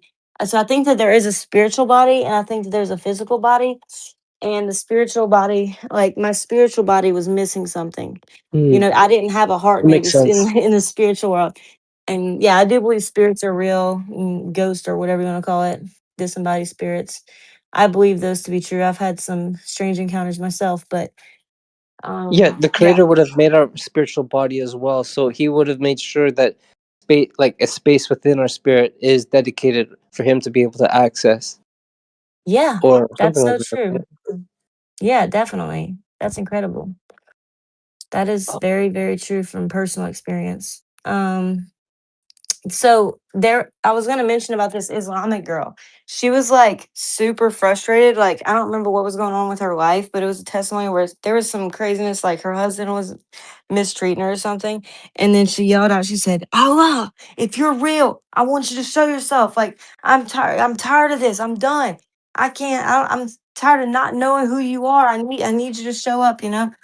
And in that night, she said she had an experience um where the Messiah showed up to her, like, and said, Mhm. like, you know, the Son of God, you know, the Yeshua HaMashiach, who was prophesied about in the Old Testament. Um, And she was shocked it he was showed up to her. Jesus. Yes, Yeah. she was shocked, and a lot of people have actually had these dreams within the past 5 years in Islam. There's like a whole thing about it. You know, Islam people in countries are having Christ show up in their dreams. I can send you like 5 videos. I can go find them of personal testimonies. Even their own family disowned them, and they had to leave because they would get killed. Okay, so Wow. they're at risk of dying because whenever you convert, that's worthy of death according to them. So they actually had to flee their country. They've lost everything, but they said that they can't deny. You know, how are they going to deny what they saw? Like they're not going to do that. They and like my mother-in-law said, she said it's realer than reality. In hell, and after you die, like you think it's like some dream realm. No, it's a realer reality than what me and you sitting here talking. Wow. And multiple people have said this that have died. My uncle died too. And all he had happen was like he was just floating and looking down at his body. That's one of the most common things that will happen is like you'll just like you'll after you die, like you like leave your physical body. A lot of Mhm. people see their physical body and surroundings. Remember the story of the shoe on top of the hospital roof that they saw when they died? They saw a Mhm. shoe, and they'd never been to that hospital before. And they said, "Yeah, like I died, and I was looking, and I was in this conversation. Like, how are you doing that? Because your heart was stopped. You had no brain activity, whatever." And then they're like, "Oh, well, go look on the roof. There's like a red shoe up there." And then they actually went and saw it. Wow. And there's a surgeon who did an experiment with this too, because because like in his surgeries they had to physically stop the heart to do like this bypass or something. They had to like slow down. They had to stop the heart completely and make sure like there was no like brain activity or something. It was like it's like some serious surgery. I can try to get the info Yeah. if you want, if you would like it. But No, I believe you. he kept having his patients say, "Hey, I heard this and I saw that," and he's like, this? How'd you know? Because he was like atheist. And so he actually wrote something on a notepad and put it on top of a shelf in the corner of the room just to test it out. Because he was like, he was very skeptical of them saying that they were hearing this stuff. And he's like, golly. So he tested it out and they went and he said, "Did you read what was on top of the shelf?" And believe it or not, this guy came back and told him exactly what was written on that notepad. Wow. Mm-hmm. That does not surprise me. I was I'll stop. Like I'm gonna shut up soon. I promise. I don't know. I've been Well, talking a lot tonight. I don't know what's going on, but there was a guy who I spoke to who was a psychologist who was very skeptical. Right? He didn't really.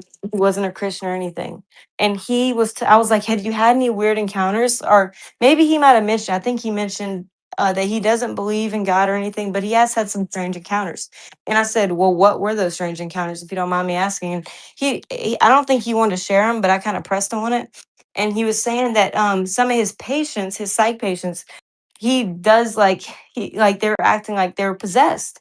And I was like, well, how would you know that? And he was saying that these people are in this one person in particular started naming things in his past, like, oh yeah, you're this and that, and you grew up here and there or whatever. These are your parents, these are your siblings.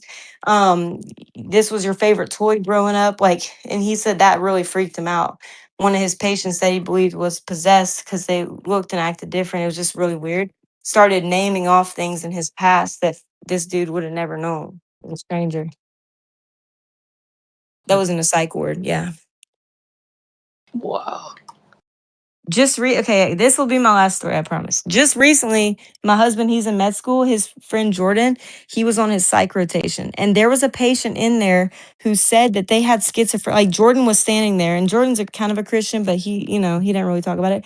He was standing there listening to the patient. The patient said, "Yeah, my schizophrenia was healed ever since I started following Christ." He said, "I no longer see these visions." And he documents it on YouTube. And his schizophrenia was healed after following Christ. The doctor was amazed because normally schizophrenia is something like lifelong, like But he said since he's followed Christ, he hasn't had these like episodes where he's like seeing these entities. Well, And Jordan said he told us this story. He was standing there listening to his patient say this. what a blessing. Well, thank you for sharing, Taylor. It's interesting we're talking about death because I'll just have maybe it wouldn't surprise me if you know this or maybe anyone else listening. Speaking of death, does anyone know the very first, potentially first recorded known excavation or archaeological dig in history, recorded history? No. It's really interesting. The story From a behind it. volcano or something? No. Well, good guess. Good guess. Okay, so essentially, there was a time where it took place. I'll give you a clue. It took place after Jesus' death, but it's tied to Jesus. I would say the Oh, sorry. crucifixion? I don't know. I Yeah, don't yeah. know. Okay, so essentially, it is tied to Jesus. So the story goes after Jerusalem was destroyed in 70 AD, there was another Roman ruler or emperor. His name was Hadrian. And in about 130, they rebuilt Jerusalem, and they essentially there were people that were worshiping the previous the tomb or where Jesus was resurrected, and they they were making that place like a venerated spot. So Hadrian decided to cover it up literally, and they built a foundation for the new capital, and they called it Aelia Capitolina. And they built right above the tomb of Jesus. They built he had I guess a statue of Venus commission. And when the new Roman emperor took power, Constantine, which was the first, I guess, Roman ruler in the history to actually adopt Christianity, one of his first commissions, I guess, he commissioned the destruction of Aelia Capitolina, the statue of Venus, and they discovered the tomb of Jesus, and it's been documented. And supposedly, it's the very first recorded excavation in history. Interesting. Yeah. Speaking of excavations, they've done a lot of excavations on the pyramids in Egypt. That's like, I know a lot of people talk about that. And there's like these chambers, and they actually say it's like an obelisk and it goes way down deep. And because of the flood or whatever, like a lot of it's. But they found the Meneptah stele, which was under like King Pharaoh, like, what is his name? I can't remember, like King Pharaoh the Third or something. I can't remember. I can't remember Yeah. what pharaoh it was. But anyway, they would Yeah. document like governmental affairs and stuff. They would document on these steels, like which are these large like stones.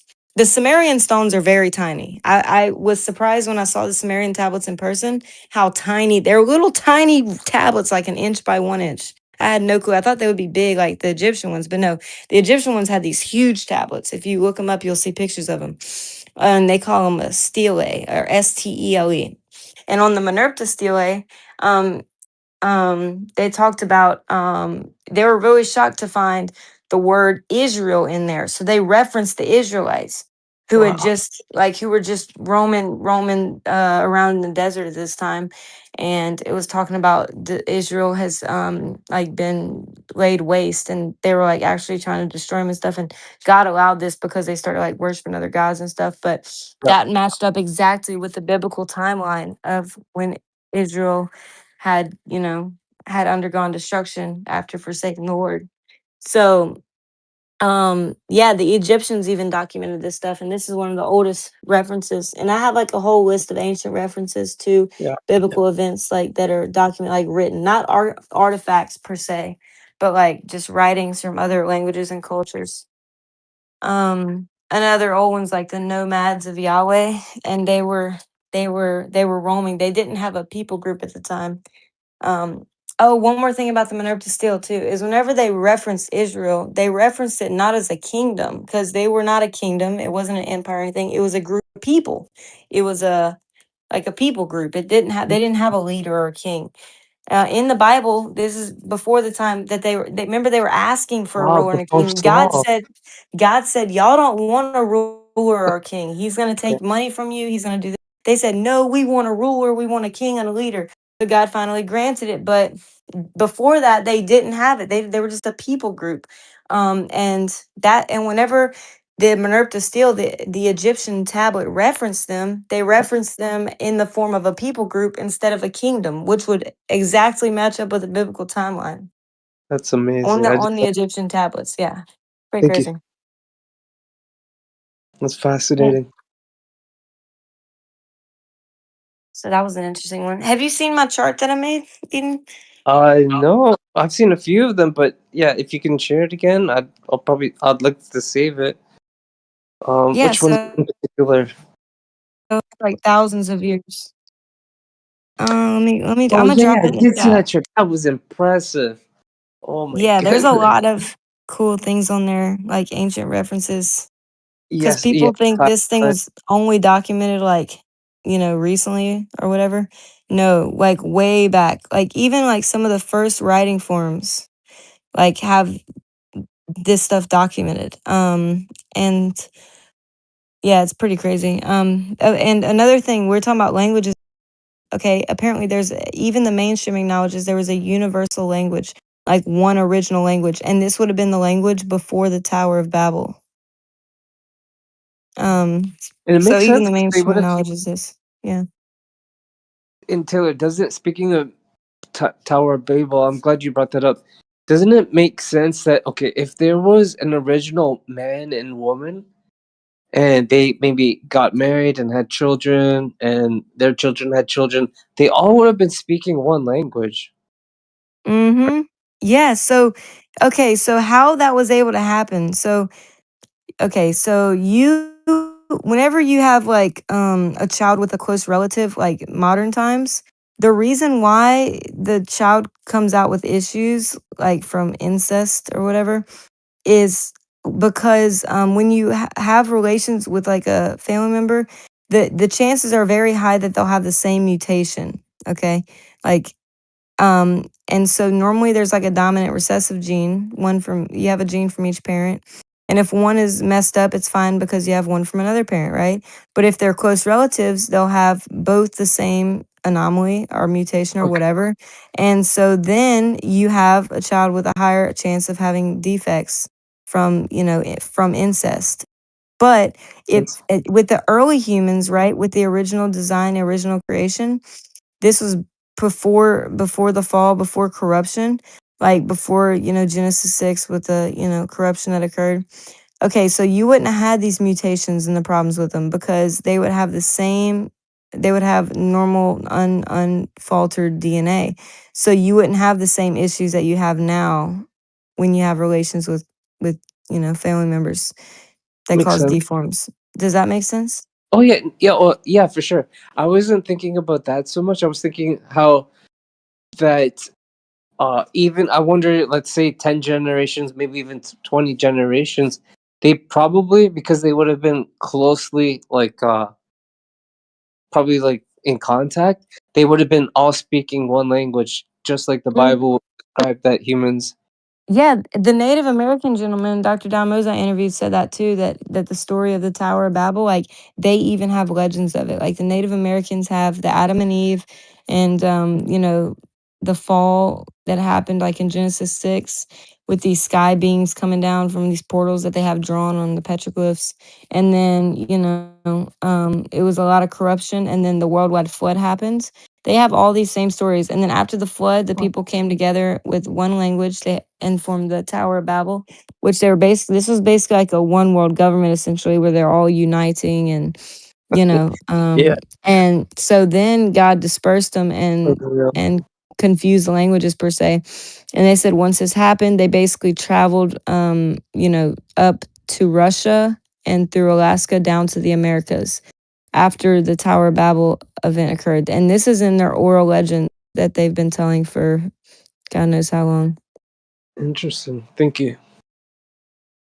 Uh, so, okay, when it comes to having things recorded, I was just considering this earlier.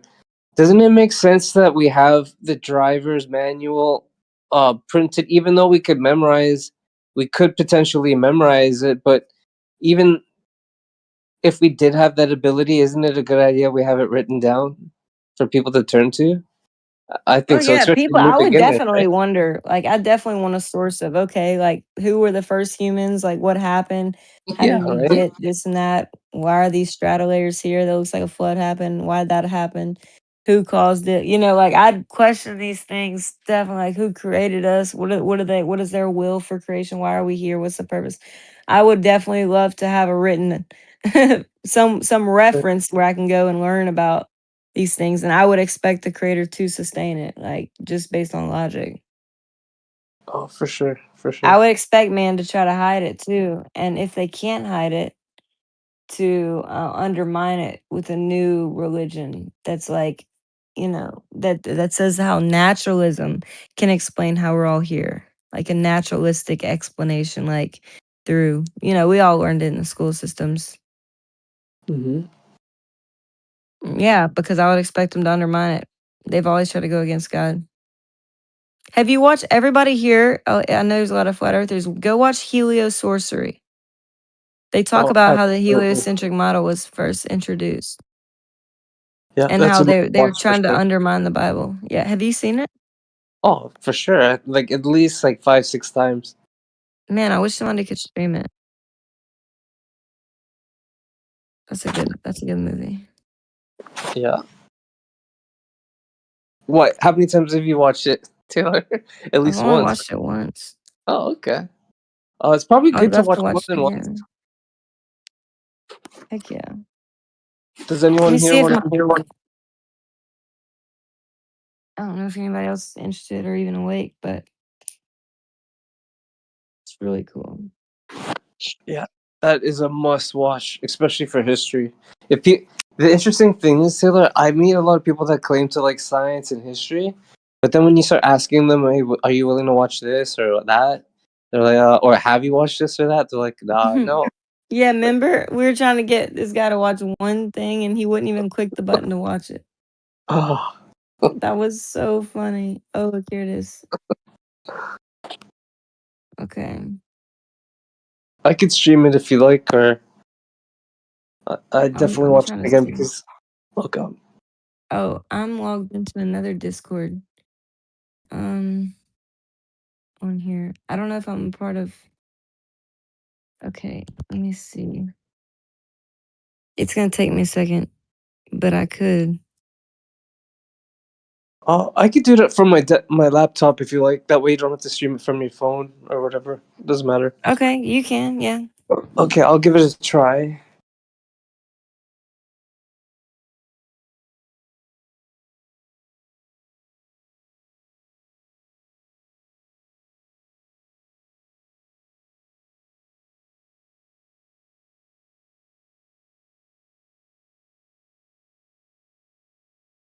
I've laid out some of my new crystals I was unwrapping. Um, I'll take a picture of them and put them in the chat because I said I would.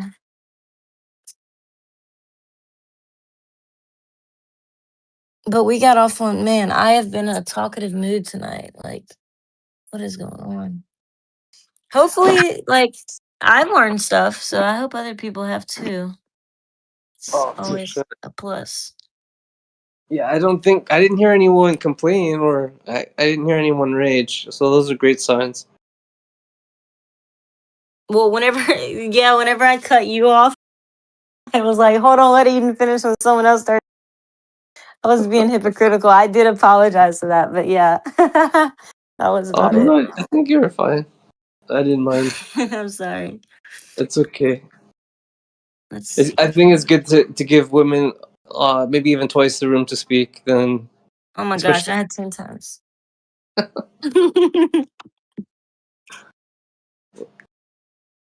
okay. Oh, for some reason I just noticed my internet service must be rebooting or something because it's not working right at the moment. I might have to set up another like my hotspot.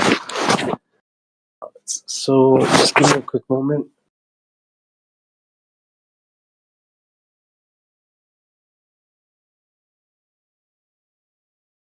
Look, I can just turn my crystal light off.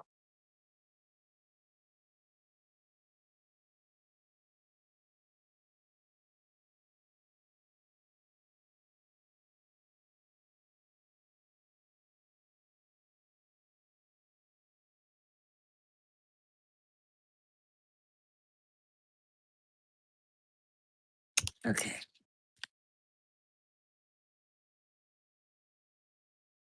In the chat, I just posted the new additions to the crystals.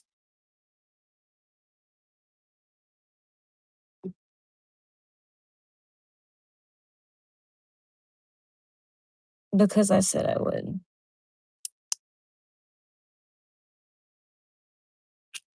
I can also source that link in the chat for the spreadsheet I made with the ancient references. That's great. Thank you, Taylor.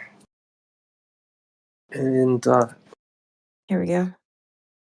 There it is. Look how many. Like, there's like 30 things on there at least. These are all within after one, like or under, what do you say, like before 100 AD. All the biblical writings that we have. okay, I'm just gonna take a look right now. My internet's back up. Oh, where did you post it? In the side chat here? Yeah. Oh yes, yeah. This one's impressive, Taylor.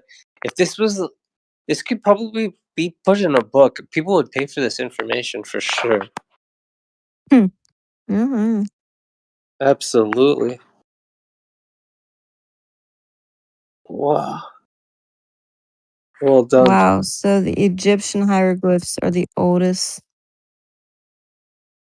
That's the oldest language that talks about the land of the Shasu of Yahweh.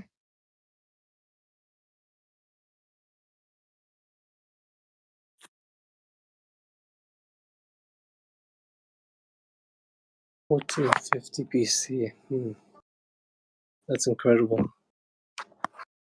Man, we should watch some on this. Okay, I'm gonna see if We I can can watch get Julius through it. Caesar one day. I'm trying to send my other Discord like a link. Yeah, the nomads of Yahweh. Okay. Semi-nomadic pastoral groups.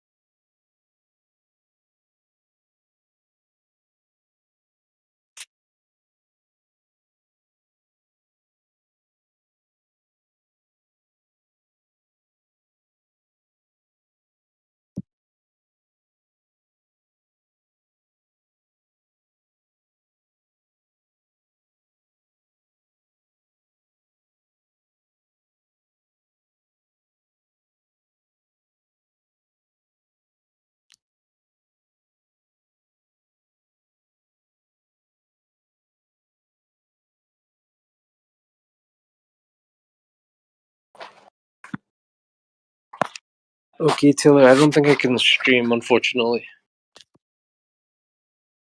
I did try. It's probably a permission thing. Oh, really? Possibly. But, I see you lying here. Welcome. And welcome to everybody else here. So let's see. Snax, Crizzle, Dr. Danny Faulkner.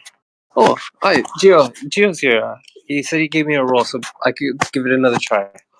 Just give me one quick moment. And thank you, Gio. You're awesome. Geo is awesome. Let's see. I do have. Okay, I just have to. I made like another Discord from my iPad. And where is it? I have to just send an invite link.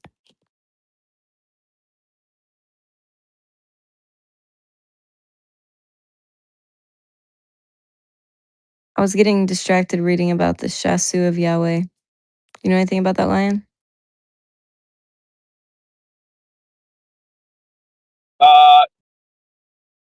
Not a lot, but I know that the Egyptians talked about the nomads there, the Hebrews being nomadic, which they were. You got to remember, this is in the Torah. It says that my father was a wandering Aramaean. Now we don't. It was some people think that was referring to Abraham or Jacob. Either way, Abraham, Isaac, and Jacob would have been nomads. It wasn't until after the Exodus where they were established in Israel, right?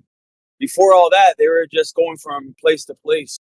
Even Abraham, he was a native of Egypt for a little bit, a native of Ur, Chaldea, Babylon. Like, he went all over the place. Same thing with Jacob. Wow. By the time they got to Egypt, right, that was after like a couple hundred years, couple generations. And then they were slaves in Egypt for like 30 years. Before then, they left Egypt again for like 40 years, wandered the desert, and then reached the promised land.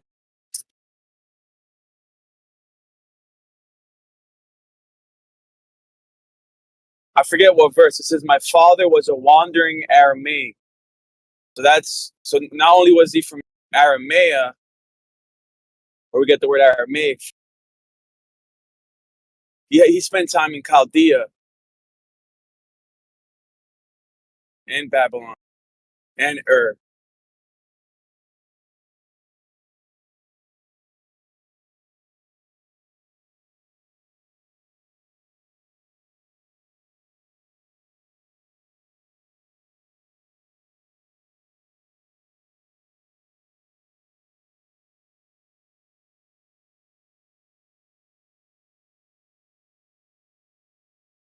They would have known Abraham, though, because Abraham spent some time in way before Moses. I don't know if I could share my screen. I'm on Be Kind. Can you give me perms, Gio?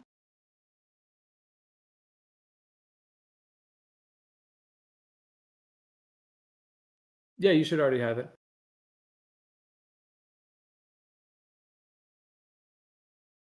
Oh, for the Be Kind account. Okay, I see what you mean. That's me. Okay, I got you.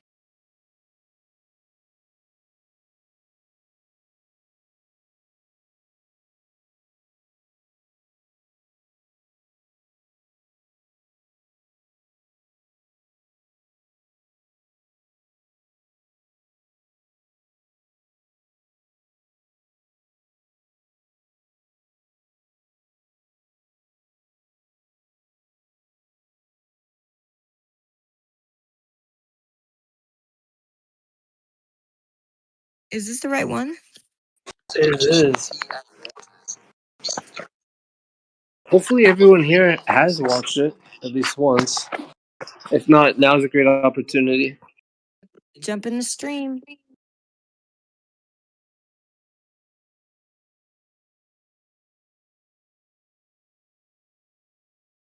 Sorcery and witchcraft were perceived by all Christendom to be demonic agencies. In our enlightened age, however, magicians are thought to exist purely as entertainers, while the spells of witches are considered superstitious nonsense. Although logical explanations can be found for the supposedly supernatural happenings of magic shows, the tricks are played upon the minds of the audience and not the objects themselves. If the evidence of one's senses are believed, then in the mind, the magic is made real. So what if, in an age where witchcraft is dismissed as superstition from a bygone age, the spells of sorcerers have taken hold over the minds of men like never before? What if our more refined society has fallen for more refined sorcery, under the guise of scientific evidence presented to our senses? what if our entire conception of the world and its origins are a false and crafty misdirection?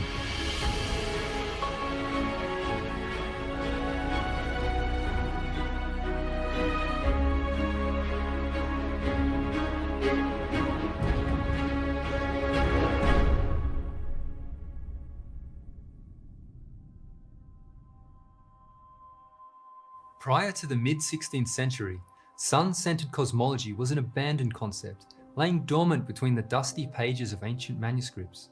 Whether noble or peasant, none denied the witness of their own senses, which testified to the truth of what Scripture declares, that the earth beneath their feet was at perfect rest, while the heavenly bodies moved overhead. That this geocentric view of cosmology was widely held is confirmed by historian Andrew Dixon White, who was both an evolutionist and supporter of the heliocentric model.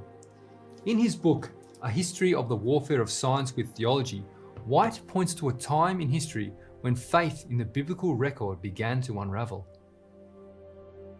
In the latter half of the 16th century, these evolutionary theories seemed to take more definite form. For there came, one after the other, 5 of the greatest men our race has produced: Copernicus, Kepler, Galileo, Descartes, and Newton. And when their work was done, the old theological conception of the universe was gone.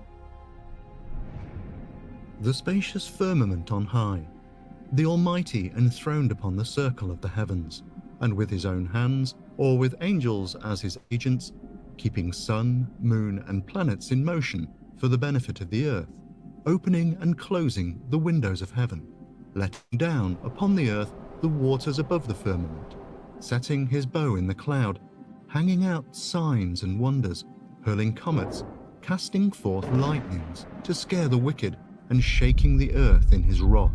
All this had disappeared. These 5 men had given a new divine revelation to the world, and through the last, Newton, had come a vast new conception, destined to be fatal to the old theory of creation. These men gave a new basis for the theory of evolution as distinguished from the theory of creation.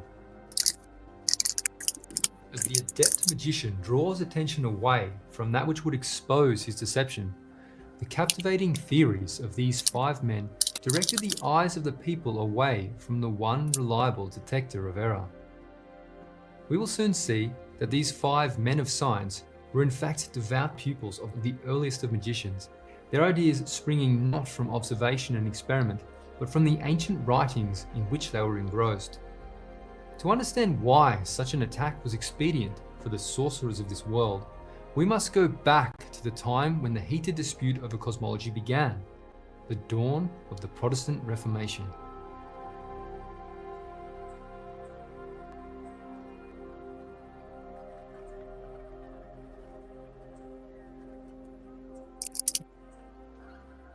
The 16th century brought revolutionary changes to the Christian world. For over 1,000 years, the Roman papacy had withheld the key of knowledge from the nations whose kings had bowed to her presumed authority.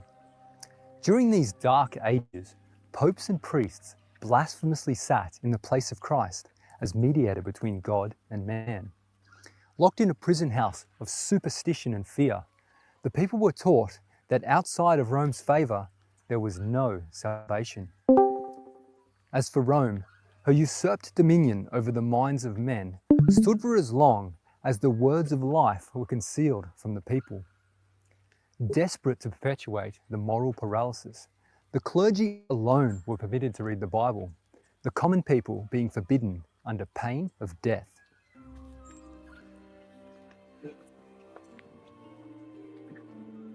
Well aware of the power of knowledge, papal policy withstood the flow of Greek culture from the East, and the West became exclusively Latin.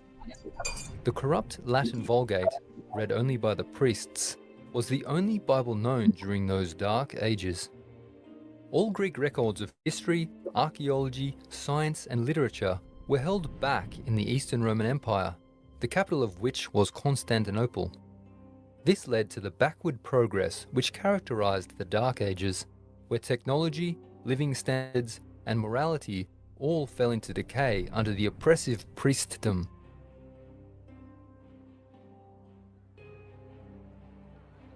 It was the absence of the light of knowledge, particularly that of Scripture, that made those ages dark. Yet through the dreary centuries, brave souls at times stood up among the Roman clergy, daring to oppose the darkness. One such soul was John Wycliffe, who, in defiance of the spiritual tyranny, translated the Latin Bible into the English language. So great was Rome's fear that this Bible alone would expose her fraud, that over the following 2 centuries she publicly burned all who were caught with this English translation. Such was the fate of John Huss, who took up the cause of Wycliffe in his native land of Bohemia. Meanwhile, the precious Bibles, bought at such great price, were tied around the necks of their possessors and burnt with them. The Augustinian monk, Martin Luther, was one of many who groaned under the popish gloom. Frequently retiring to a Latin Bible chained to the wall of his convent, the superstitious fog began to lift from his mind. With enlightened vision and a heart stirred by the Spirit of God, Luther grew indignant with the corruptions of the Church. Casting off his monkish works, Luther bent his energies towards reform. Many shared his frustrations. All Europe needed was one to take a bold stand. All the while, the papacy reposed blissfully unaware of the gathering storm ready to sweep away her captives. In 1517, Tetzel and his band of extortioners came to Wittenberg, selling papal indulgences. Through this artifice, the papacy promised the remission of sins for a bargained price. Seeing through the pernicious scam, Luther vented the unspoken protest of thousands by nailing his 95 theses to the door of his local church. This move of a devout monk was no petty act of rebellion, but the expression of a love for the truth which he had found between the pages of an old Bible.